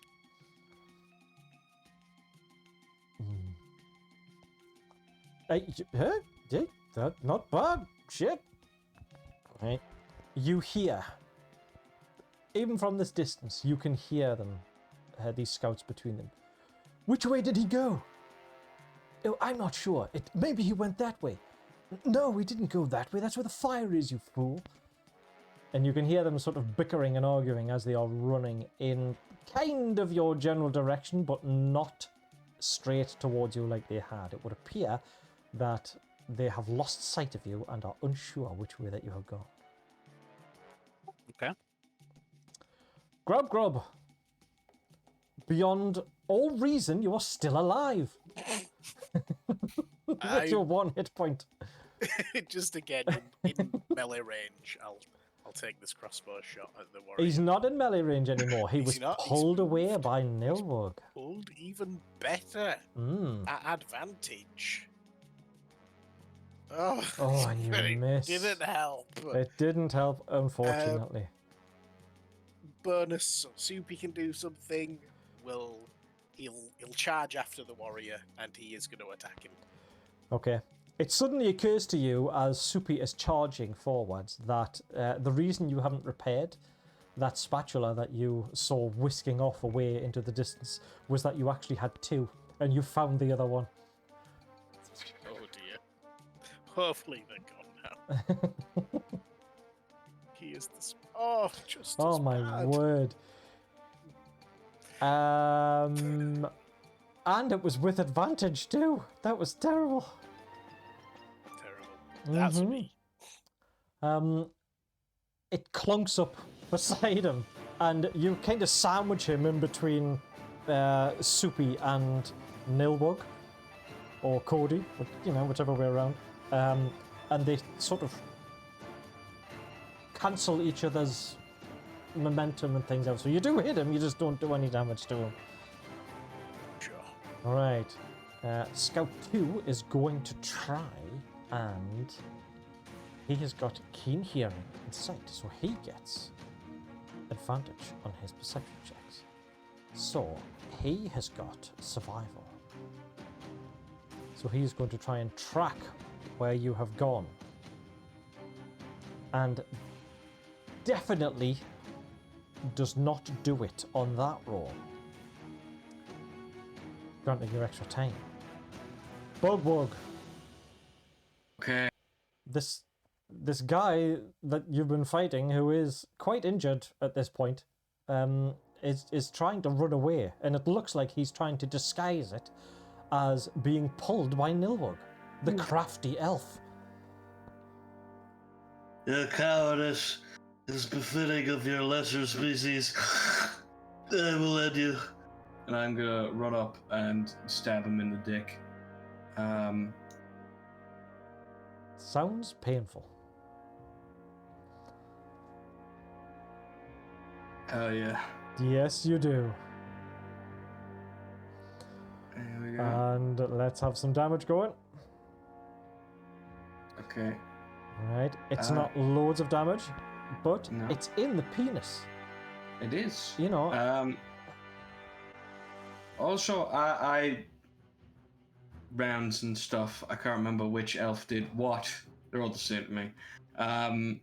Has he hit and dealt damage to a creature other than me? He missed a lot since you marked him because he's been he's, blind. yep, he's missed. Okay. No. Right. Well, regardless, he is remarked by me. I will then bonus action hide. You can most definitely hide from him. He is blinded. Yeah. Mm-hmm. He may not be blinded for long, but he is blinded. I'm so sneaky. Wow. I duck. That's how I hide. You sort of tap on his shoulder and then duck as he tries to turn around to have a... Right. Okay, so as you... as you tap on his shoulder and you then stab him in the penis, he goes, "Oh, who's that?"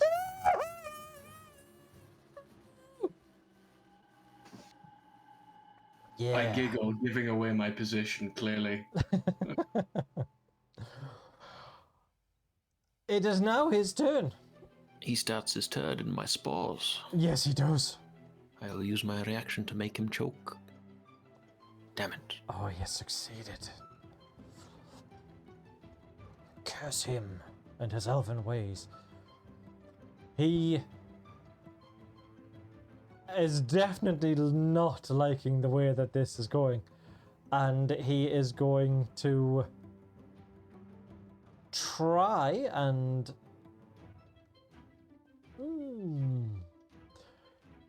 He is just going to run away. He's not even going to disengage. He is going to run away.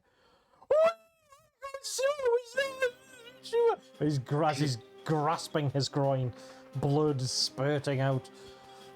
And the people that can have a reaction opportunity attack against him, if you do so wish. You don't have to. You can let him escape. Definitely gonna have. Well, that definitely hits. Oh. How would you like to kill this fleeing elf warrior? As he starts to run away, I admire his act of bravery. It's a very goblin thing to do, but in the end, he is a disgusting creature. And just thrust forward again, and just with the very tippy tap of my my rather cracked and pretty much blunted sword, I just managed to get one of the arteries in his thigh as he runs, and it just, with all the blood he's already lost and everything coming out of his penis already, you know, it's just enough that he'll maybe get 4 or 5 steps before he collapses from blood loss and dies.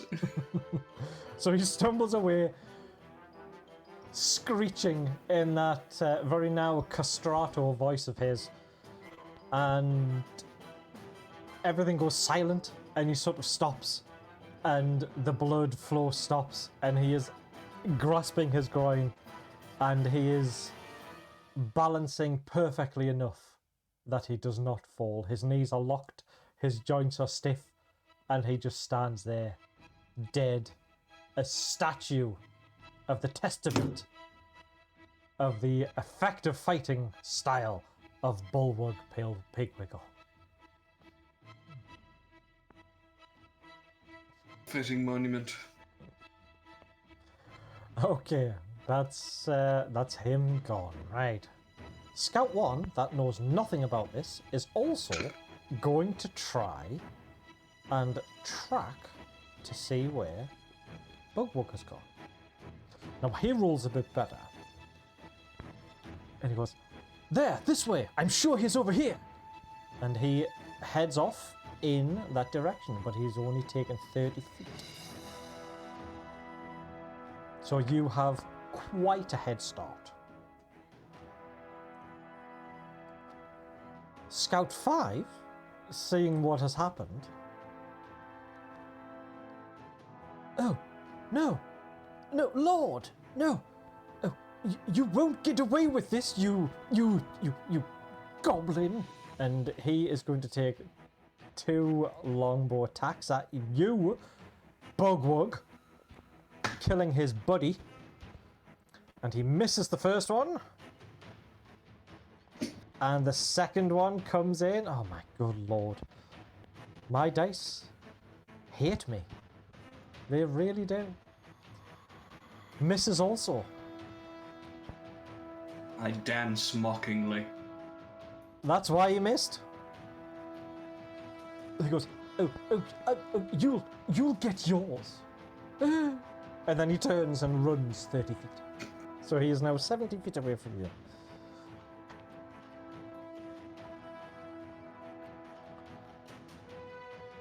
Nilwog.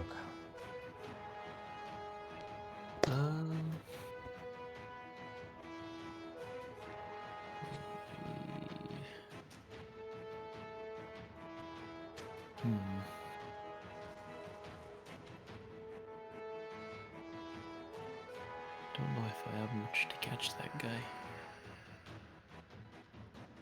I'll just heal myself for now, so I'll use a second level spell slot to cast Healing Word on myself.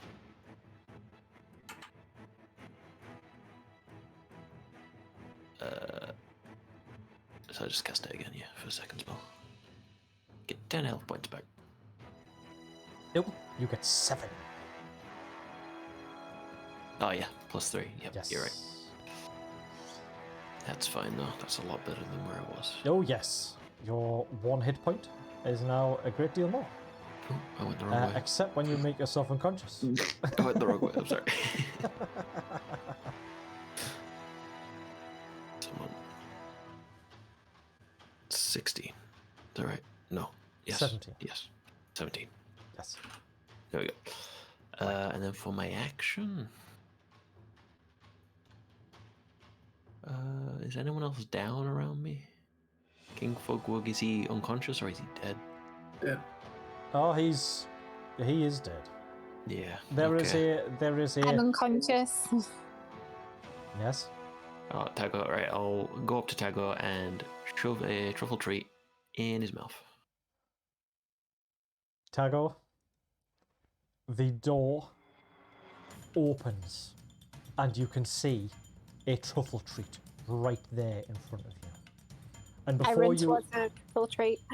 and as you run towards it, the arm extends and the whole arm goes right in your mouth, down into your gullet, and you can feel it deposited in there. And as it extracts, you spring up to consciousness with 1 hit point. Thank you. That's my turn. That's your turn. Okay. Prince Big Toe. There's no elves now left around. They're all running somewhere else, aren't they? There is one that is 70 foot away. Running Yeah. away, that's the closest. You don't Okay. know where the other 2 are. Well, no longer feeling threatened then, Prince Big Toe will walk slowly, solemnly over towards Fugug's body. Sharing a bond with Fugug will do the one thing that it knows Fugug would have wanted, and will eat his body.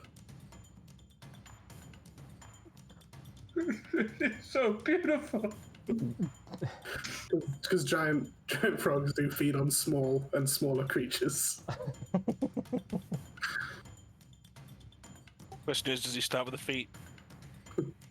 Obviously. Just tongue, grab the whole body, And straight in. straight in there. It And is then a he'll wonderful just thing burp to out the see. crown. It rolls and rolls and spins and undulates, and then it slowly rests, ready for the next king to pick it up. And then I guess Prince Big Toe will just hop off back into the woods where he came from. Well, you can keep Prince Big Toe for the time being if you do so wish.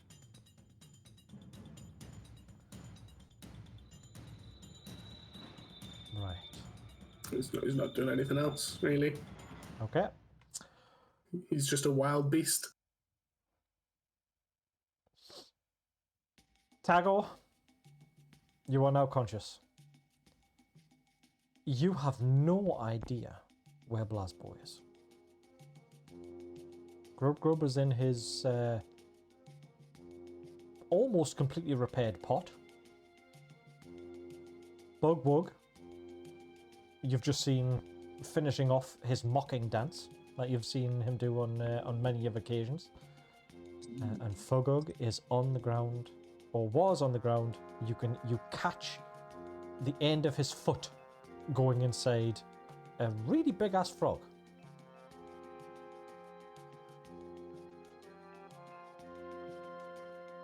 And I can't see anything else. Nope. You can't even I- see. Actually, make a perception check.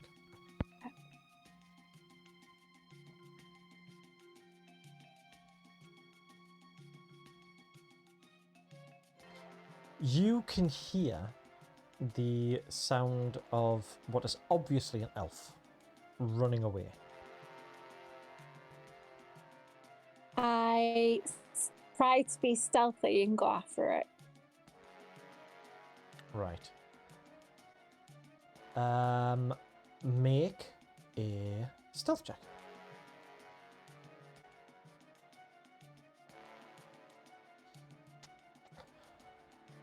You get up. You are trying your best, but you have been unconscious for a bit, and you reach into your pockets for the math stones and the blowpipe, and you are completely disheartened that they have not arrived with you. And So sad. you are so distracted that you start kicking twigs out of the way rather than trying to step over them. But you can make your way towards where this elf is running away. I'll move a little bit, not too much, because I'm still a bit dazed from waking up. Right, okay. Well, you can get about 15 feet. That's about all you can manage at the minute. Yeah, about Okay. 15 feet.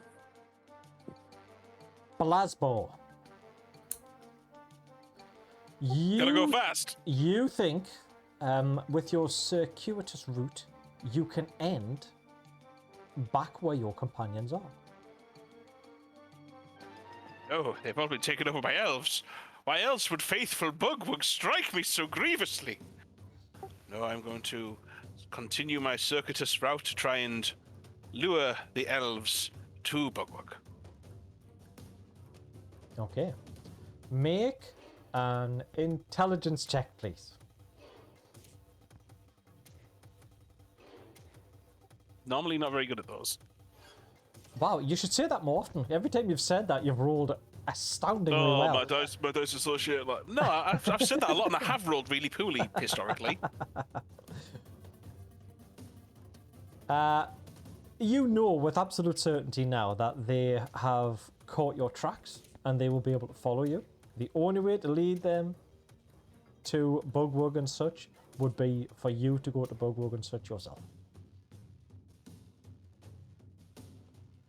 But he would hit me. Well, I'll just try and blast straight through past them then, I suppose. Just like, no. Yes, absolutely can. You can, if you can end your movement short, about 30 feet, 40 feet short. That would give you plenty of running speed to blast through them next time. So not this turn, next turn. Not this turn. So this turn you can end a little bit short, unless you, I mean, by all means, you can end right next to them and see what happens. No, I don't want to risk getting hit by a sword again. Okay, so you end a little bit early. 35 or so early. Right. Grub. So, these are the scouts that have chased off into the forest. There's none. There's none within range. There of is us now, none- with the warrior. There is none that you can see at the moment. You were conscious when two of them went after Blasbo, because he was the first to tactfully withdraw. The remaining one, number 5, he ran after taking a few pot shots. Bugwug. Okay. I'll just mention to the goblins that are around us that if there are elves here, then perhaps we are closer to more elves. I have had a thought, if I may, Trev, actually. Mhm. If I'm ending that much short, I've still got an action. Yes, potentially. I'm going to see if I can free Bugwug's mind again. Right, okay.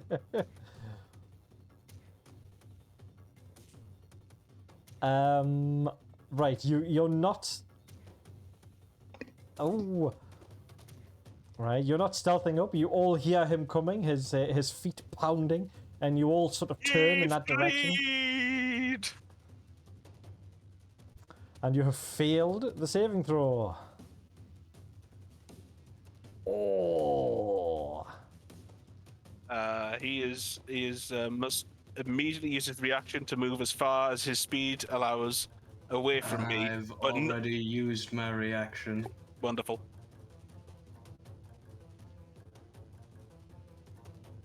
So yeah, no kicker effect at least. Right, okay. This is good. Right, Bug. I mean, did you come like charging out of the forest at this point? Oh yeah, I'm going at a rate of fucking knots as far as Goblin goes. Like, I might as well have this little trail of fire behind me. Not, the literal fire behind me, but... I mean, I'm probably gonna flip round and shoot you, thinking you're an elf. Well, I'm shouting in Goblin, be freed. I didn't use nasally common. But you can absolutely go for your gut reaction and Do you know shoot me. what? I will That's leave that funny. entirely up to you. If you want to roll for yourself to see if you would, or whether you just want to take the decision, by all means, help yourself. I just kind of want it to happen now, because then the blue goblin becomes the booyark for killing the booyark.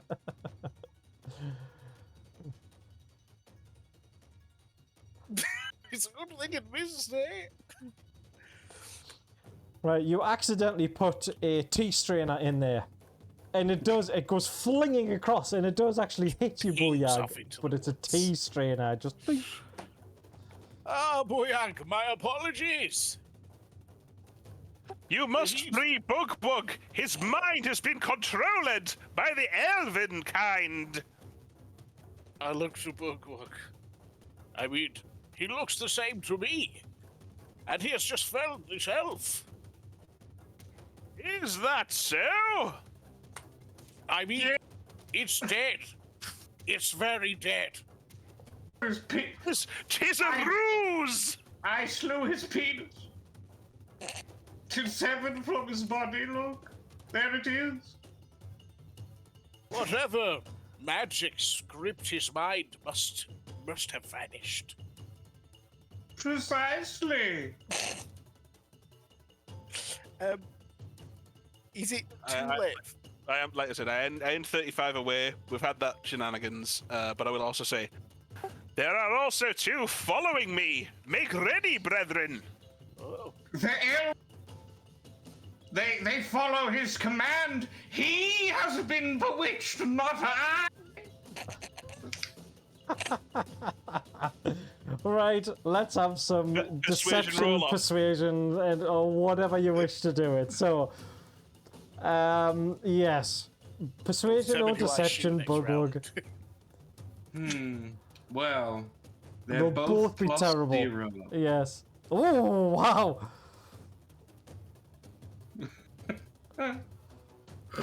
Right. Let's do some insights off everyone. Against those two.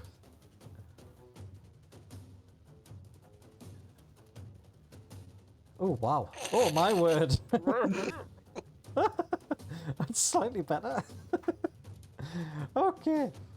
Tago, you definitely believe Blasbo. Absolutely definitely. He is leading some elves to their doom, so you ought to make ready for when they arrive.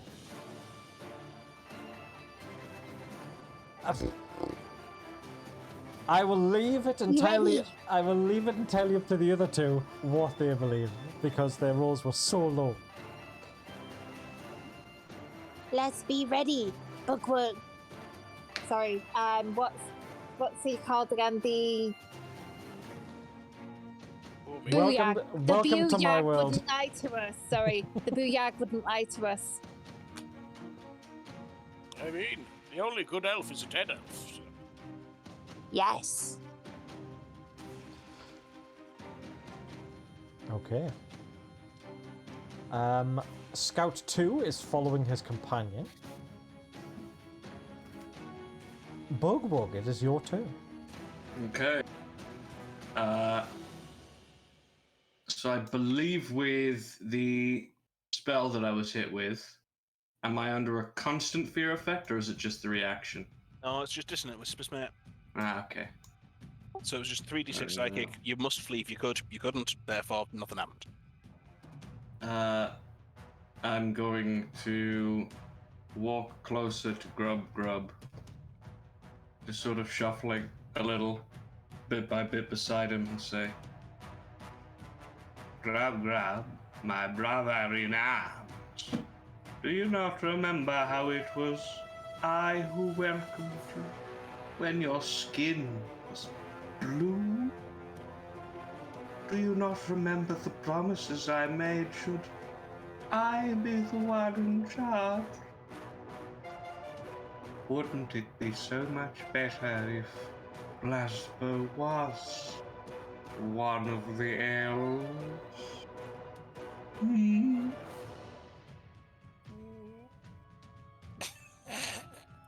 Right, like my fingers twitching on the crossbow trigger. Stick with me, brother. There's always need for someone with your talent. Blue or not, you shall remain by my side always. And I am going to turn and throw my trident. At the booyah. Yeah. Okay. The time is now. No! Oh, and you It missed. sails off into the distance. I was aiming for an elf! You are the one whose mind has been corrupted by elves! Well, you have a small and wartless nose! You! My nose is one giant wart! Okay, the scouts continue their advance and retreat.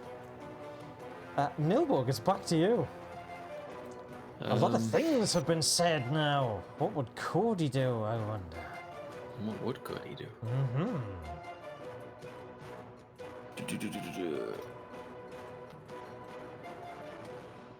Can Cody summon a tiny Nilwug familiar? Yes. Yes, Not right now. absolutely. I don't have any charges, but I guess. Okay. I guess I'm going to hold my action to cast. Oh yeah, I have one more first level. Shroom Explosion when the elves appear. So, Regardless of if the Booyag is a traitor or not, the elves need to die. Oh, I've got to say, and this is from Nilwug. Sounds nothing like Nilwug. The elves have to die. True. And then that's all Nilwug says. Very odd. So I will, hold that action to cast Shroom Explosion. Okay. Prince Big Toe. You No. started waltzing off into the jungle. Unless you wanted to stick around. Nope. Nope. Just, Okay. Just wandering off. Roll a d20 for me, please.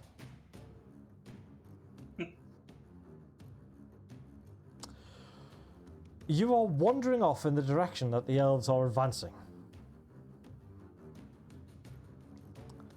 Now, they do not know that you are what is essentially a summoned creature, and they will come to you first. So I will give you the opportunity now, if you wish it now, because it'll take a little while for them to arrive. For you to ambush them, attack them, or if you just want to let them past, and then that's Prince Big Toe done.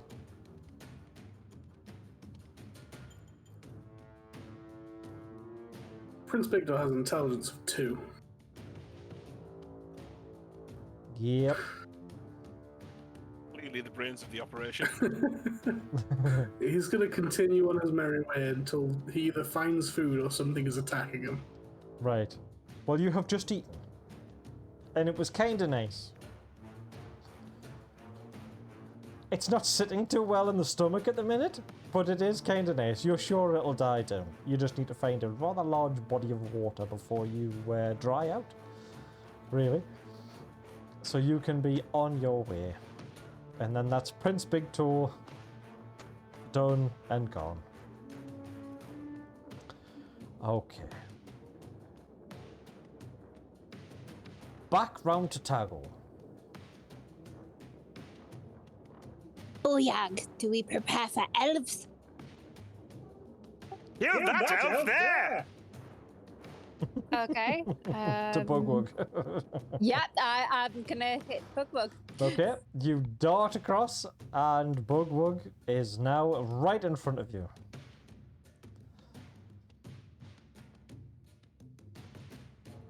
And bonus action in the hit. Yeah. Oh. You... As you get up close, and your fists are out, and you take a big swing, and you hit the pot that is on top of his head.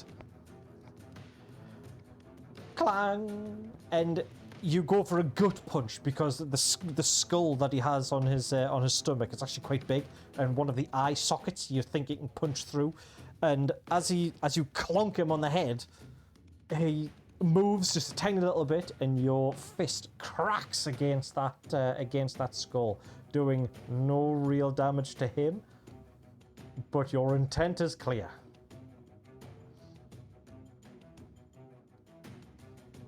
Is there anything else that you would like to try? I don't think there's anything else I can do. Right. Okay. Belasbo. Continue to shoot my way around and past the group, not quite sure who to trust aside from faithful Tago. But I shall again attempt to rewire the mind of Bugwug in a slightly more gentle fashion than before. Because you haven't done any more spell slots. Oh.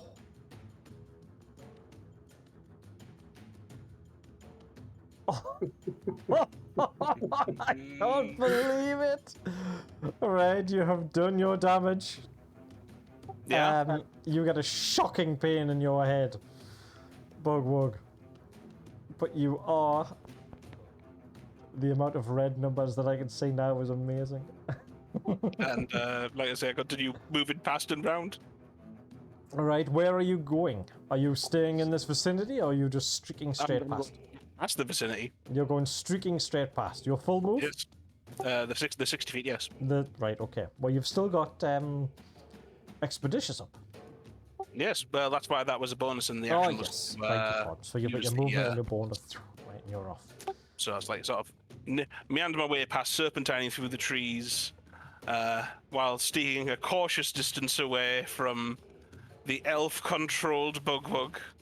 Okay. It was clear all along. He is the blood of Smegweg the Deviant. Okay.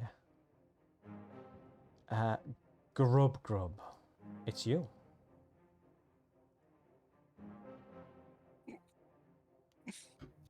It is quite clear that the Booyag has lost his mind.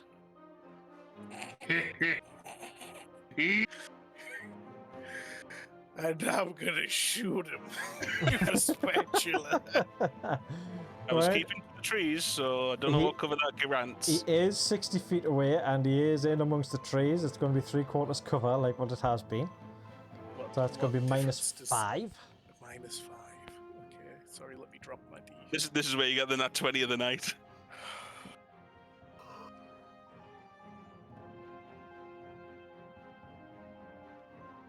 Oh, Still a hit. you hit him. How'd you get a plus 11? You got a plus 5. I don't. Oh, sorry, I have added a +5. Take off another 5. Yeah, take off 10. That's So you 16. take off 10, that's a 16. Wow. Does a 16 hit? No. Okay. And you cannot be trusted either. And Soupy is going to slap Tago. He's because this is between Bugwug and me, because we were stood together. Does this have advantage?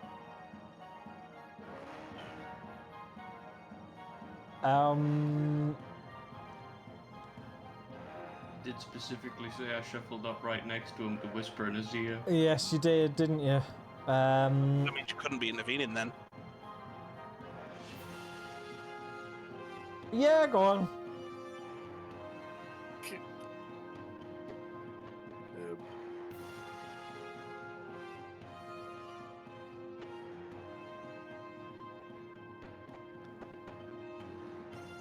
You slept.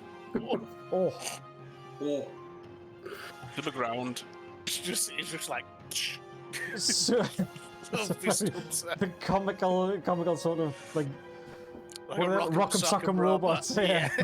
As I get hit, I say traitor out loud. One true booyak. There can be only one. Big blue goblin. And that's me. That's you, right. The scouts get a bit closer. Bugwug. Okay. I look around. You and your negligible hit points. I see Nilwug, who sounds weird. And I say, Nilwug, comrade! It is clear who has the upper hand in this struggle for power. Look at this strange cauldron and what it has done to those who would betray the true leader of the Pigwiggles! Join me! And you will know glory, power, and probably mushrooms. Also, if I could have one of those truffle treats, that would be great. Yeah! And then I am going to scurry along, getting as close to Blasbo as possible. Which he was 60 feet away, you said? Yes. So that's a movement and a dash. But you're right next to me. Yeah. Yeah. I jump out behind you, I say. There's no running from this. Yes, there is. Have you not seen me? That's a fair point, actually. We do run quite a lot. Surrender! I'll probably spare you. You can just be one of the slaves. I really hate to say, but part of that got cut out, which is so sad. Damn it! We got the gist. I hate this microphone. Fuck you. Anyway, whatever. Right. That's my turn. Okay. Right. That is the other scout that is also getting closer. Ooh. There is two of you now that are right close to each other.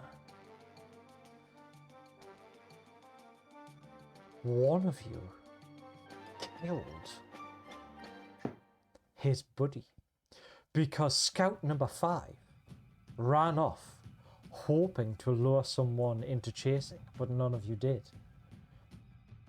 And he has snuck back, and I have rolled a stealth check previously, and it is all past all of your perceptions, and there are now 2 of you. Now, he is going to make an attack on each of you with advantage on each of you. Can he get a double whammy? And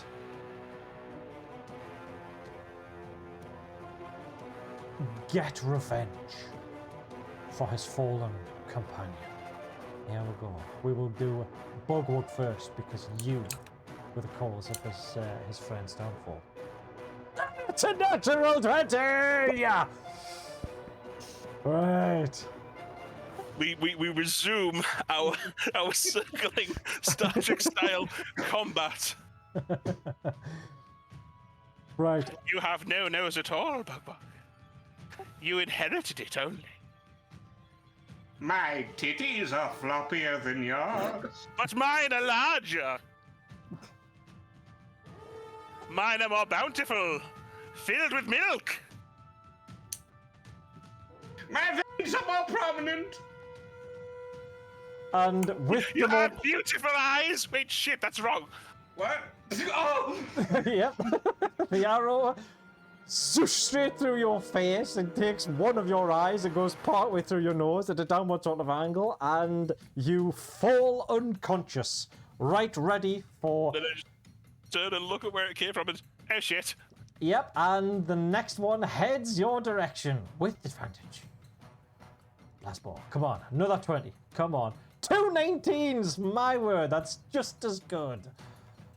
Blasbo, you take 6 points. And you also are down.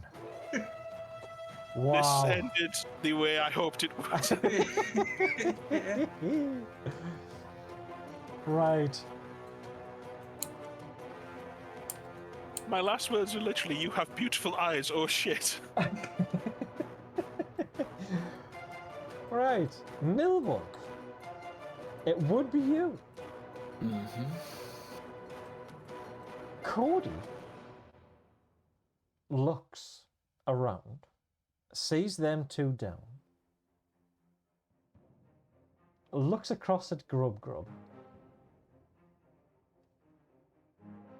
has a listen and can hear the other elves about to arrive. Turns and runs away. That's what I was gonna do. Yep. Right. Prince Bigdo has still not found his his liquidy paradise. Tago! Make a death saving throw, please. It's kind of, you know, you might roll a 20. Oh, you might roll a 1. Okay. You open the door back into this place and you immediately rush to where the blowpipe was, and it's not there. Neither are the stones, and you feel your pockets. Sigh of relief. And you turn around and you see on the shelf on the other side that you never noticed the first time, an even bigger blowpipe. The one that you have is pitiful in comparison to that one. You need both hands and your feet to be able to use that one. Yes. Tago wants it. And Forget Glassboard, Tago wants this. as you approach it, your whole head fits in this one. Oh, it feels wonderful. Okay. Glasgow. You find yourself in what looks to be a waiting room. Everything is very white. It's very clean. It's like it's way past elf clean. And you hear in your head, you were supposed to let me take your body. I couldn't help what happened, could I? You went. Also, this is too clean, and I start to press to digitate the place dirty. No, it doesn't hold. It doesn't take. Make a death saving throw, please.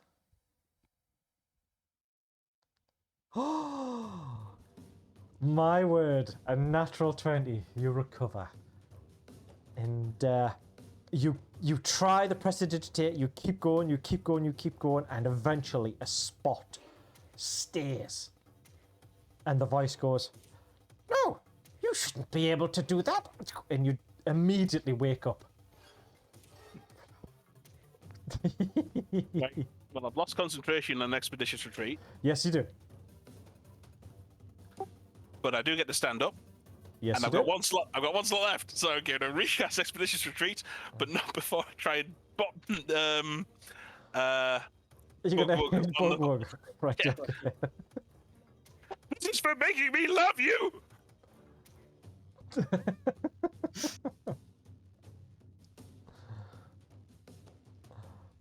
Roll your attack with advantage. And you miss. I can't bring myself. You start. You, as you sob and the tears are now streaming into your face, down your face, as you have confronted this deep, quite surprising love for Bugwug here, you just can't do it, and your hand lowers ever so slowly, and you cast your take off in a expeditious, rate of knots and start hiding behind, making cover behind trees again. sobbing all the way. Yes. See, this entire thing was the struggle of two power tops. Right, Grub.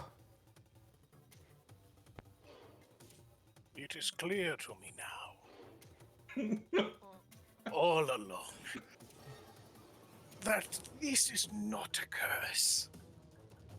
Blue goblins are superior. And as I see Blasbo running through the woods one more time, Still with the 3/4. with it, let me drop it. -5 This this time, time. Minus 5, yes. Minus Not 5 plus this 11, time. minus 5, yes.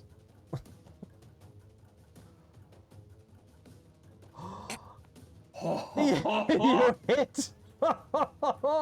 Minimum damage will take it. I mean, roll it anyway. Yeah, I was about to say, don't take the roller. It's the only one he's had all evening. Right. This time, in your ladle launcher, what do you put in? With the realization that you are, in fact, the superior of all that are around you, what do you use in your It's cutlery like launcher? a meat tenderizing mallet.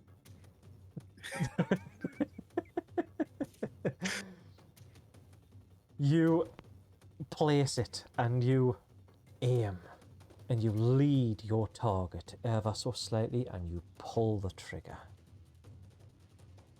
As it goes streaking through the air, it doesn't spin, it doesn't turn.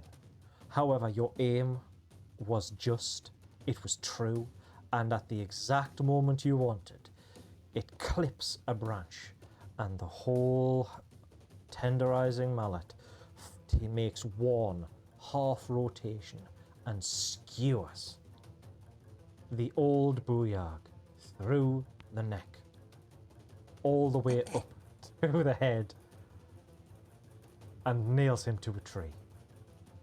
Perfect. Blue booyargs forever! Tally ho, soup here! And I'll slap the back of the cauldron, and he's gonna dash just 80 foot, like, away into the forest. Right, okay. Okay. The scout returns to the clearing and witnesses this absolute carnage. Confusion crosses his face.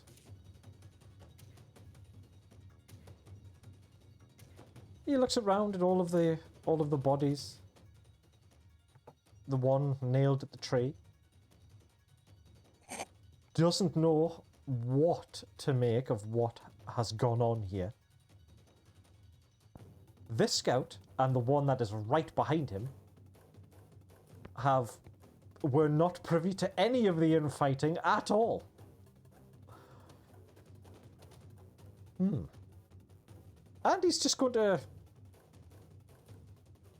sort of shrug and continue his tracks, continue following the tracks to the booyarg that is now pinned to the tree with a meat tenderizer. and there are words that I would never thought that I would string together in my entire life.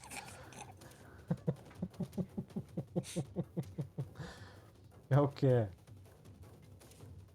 And he's just going to stand there and scratch his head confusedly. Right. Bugwug. I can't believe we're role-playing the death saving throws here. This is fun. Okay. Bugwug. Oh, you're back! I see! No. And on an extremely fat pig that you really want to ride, you see Smegweg. Won't you come? It's wonderful in here. This time when you see him though, he is clean. He is. He is clean. And I will go to hell where I belong. No, come in here with me. We can crochet. Make a death saving throw, please. That is one success. You turn and you scarper the other way. And as you turn, you hear a familiar sound of a unicorn. The voice of the motherfucker. The voice of the unicorn. Yes, that's right. Run. Get away Go from me. away. Get out. Go. Right. The other scout joins his companion, and they then start to examine the scene, trying to piece together what is going on. The third scout then comes down from the tree, and the three of them are now in a conversation and an explanation as to what exactly has gone on here. Cody and Nilwug. Keep running. Yeah, that sounds We're gonna good find to me. A nice damp hole, and we're gonna cultivate some mushrooms. Okay. Right, so that's you. Prince Big Toe's still in search for some moist liquidy stuff. Tago. I need a death saving throw from you, please, as you start to crawl on the inside of this extremely large blowpipe.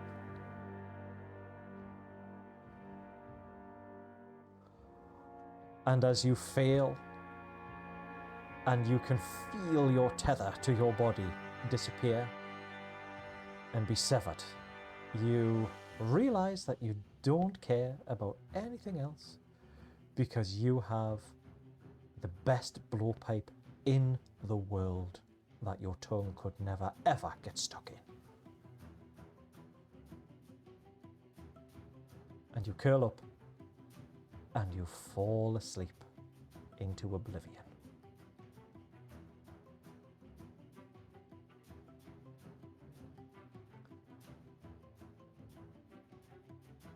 Blasball. Yeah, I'm here again. You are back in this white room. Spot cleaned. No, I know you won't be able to do that again. Just watch me. No, try it, green boy. And you make a save. You have succeeded on a save. You try your best to dirty up the place. It is getting cleaned, but it is getting cleaned a lot slower than what you can make dirty. Grub, I take it you are just continuing to run away? Yes, I will sink sort of into my soup, so just my nose and my eyes are like peeking over the rim of the cauldron, and I will just keep dashing into the woods. As you dash away your blue skin, you realize that this blue skin that has been part of your ridicule in the Pigwiggle clan and other goblins, that this is really who you truly are. And you didn't need anyone's permission to be this way. This is superior by far. And Plan you to make create a blue army. and you make your escape. Okay. The scouts are still talking amongst themselves. Bugwug, you are being chased out of Goblin Heaven by a unicorn, and you are trying to be beckoned back by good old Smegwag there. Oh no, come on! He doesn't mean it. You just scratch him behind the ears and he's fine. No. Make your Fire death and save. brimstone. No, you can't mean it. McCluby, it probably had. No, McGruby, he doesn't mean it. He's not all that bad, really. Way.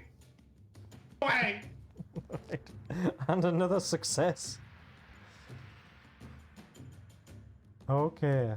Nilbug, you also make your escape, or should I say Cody makes her escape with your body.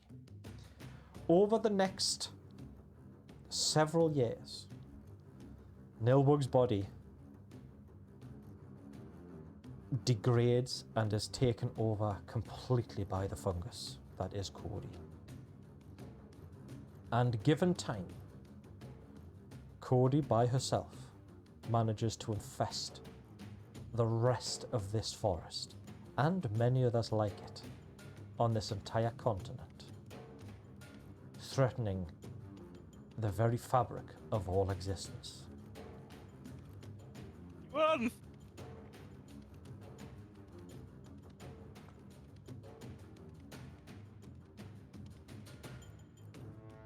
Tago, you're dead, right? Blazbor. Death saving throw, please. As I'm in this clean room and my Yes. prestidigitation's not really seeming to stick, I'll say, fine, I'll do it myself! And I drop trout.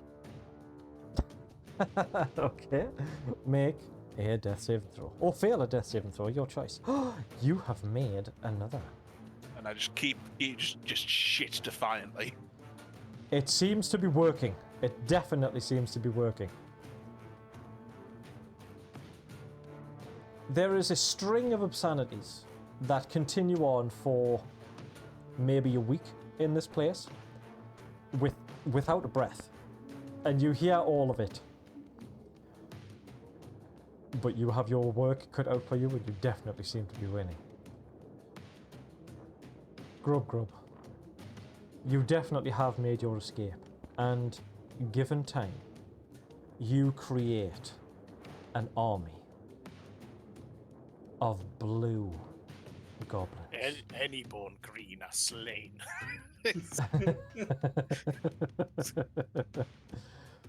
This is the way. You become the overlord of the blue goblins. You teach your science to amongst those that are gifted enough to understand. And over the course of the next few years, you create an army that is a real true threat to the Elven nation.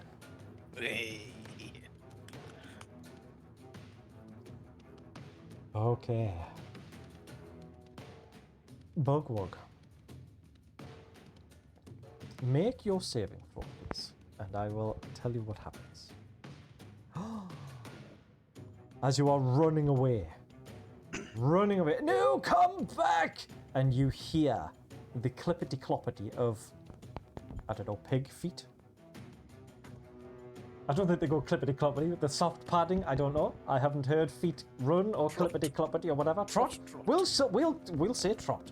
Trot up behind you. And you are suddenly lifted off your feet and slung over the back of this pig right next to Smegweg. And he turns and starts heading back for this bright, what you would only consider to be hell. I scream and piss and shit and spit. I don't care. Oh, don't be such a baby!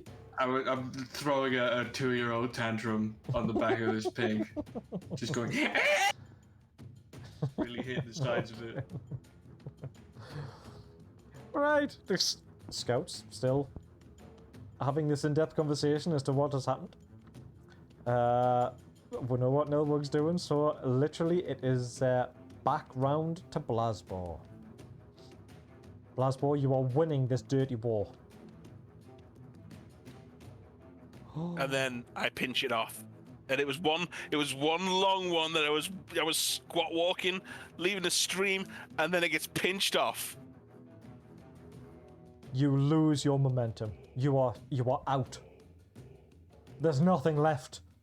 And in the realization of there being nothing left, you turn around and this place is clean once more.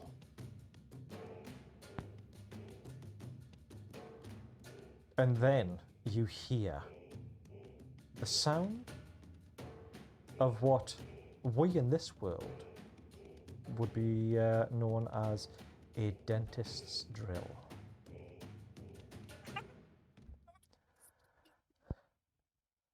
I'm going to fix your teeth for letting me down.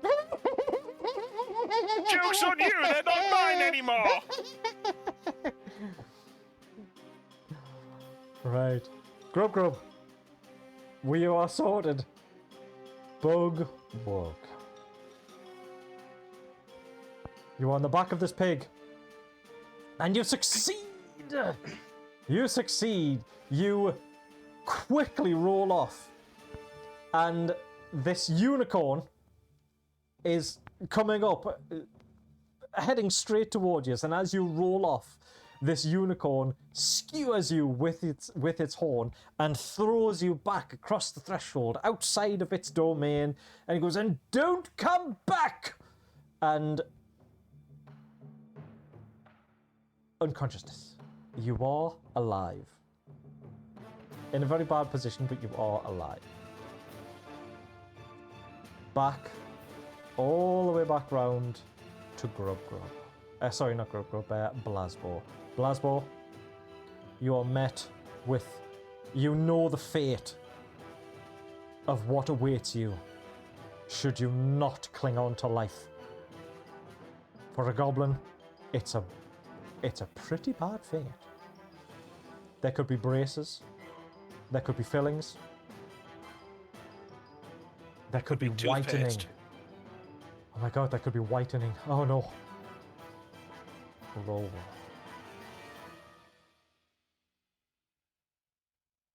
Today, bitch! In all of the time that you have been dirting this place, you never spotted it, but you have now. There is a door. And the reason that you didn't spot it is because it has pull written on it and you were trying to push. But you see it now! And you run across, you yank the door open, and you dive through with a shout of "No!" And Dive through, pulling Trow up. and as unconscious as you both are, we will go straight to a closing scene of the carnage that has happened. The final end of the Pigwiggle clan. Blasbor and Bugwug, you both wake up inside a cell, shackled to opposite walls of the same cell, where you can spend the remainder of your days, one confessing their love for the other, trying to win his heart over. No, leader. You don't get to be the leader anymore. It's my turn this week. No. Yeah, yes it is. We agreed. We had the agreement. I was lying the whole time. You bitch! And then I... And with that... I keep mine slivering. And with that, we will pull out of the dungeon, out of the castle, over the vast elven city that you didn't quite make your way to, up into the sky. End credits, the end. Hey. And there we go. That was fun. Ridiculous as it was. Oh my god, we knew the PvP was coming at some point. I mean, it was foreshadowed from literally like I think the first 20 minutes of the first episode. That Right. was very fun. Well, it was long in coming. It happened. Oh my good lord. That's why this worked. Never mind. So it was long in coming, and I hope you enjoyed it. I'm sure they enjoyed it. I definitely enjoyed it. So thank you, and we will see you next time that we have something to put on here. So until then, catch you later. Take care of yourself. See ya. Bye. No one else is long and coming. Me. Bye. Ta-ta.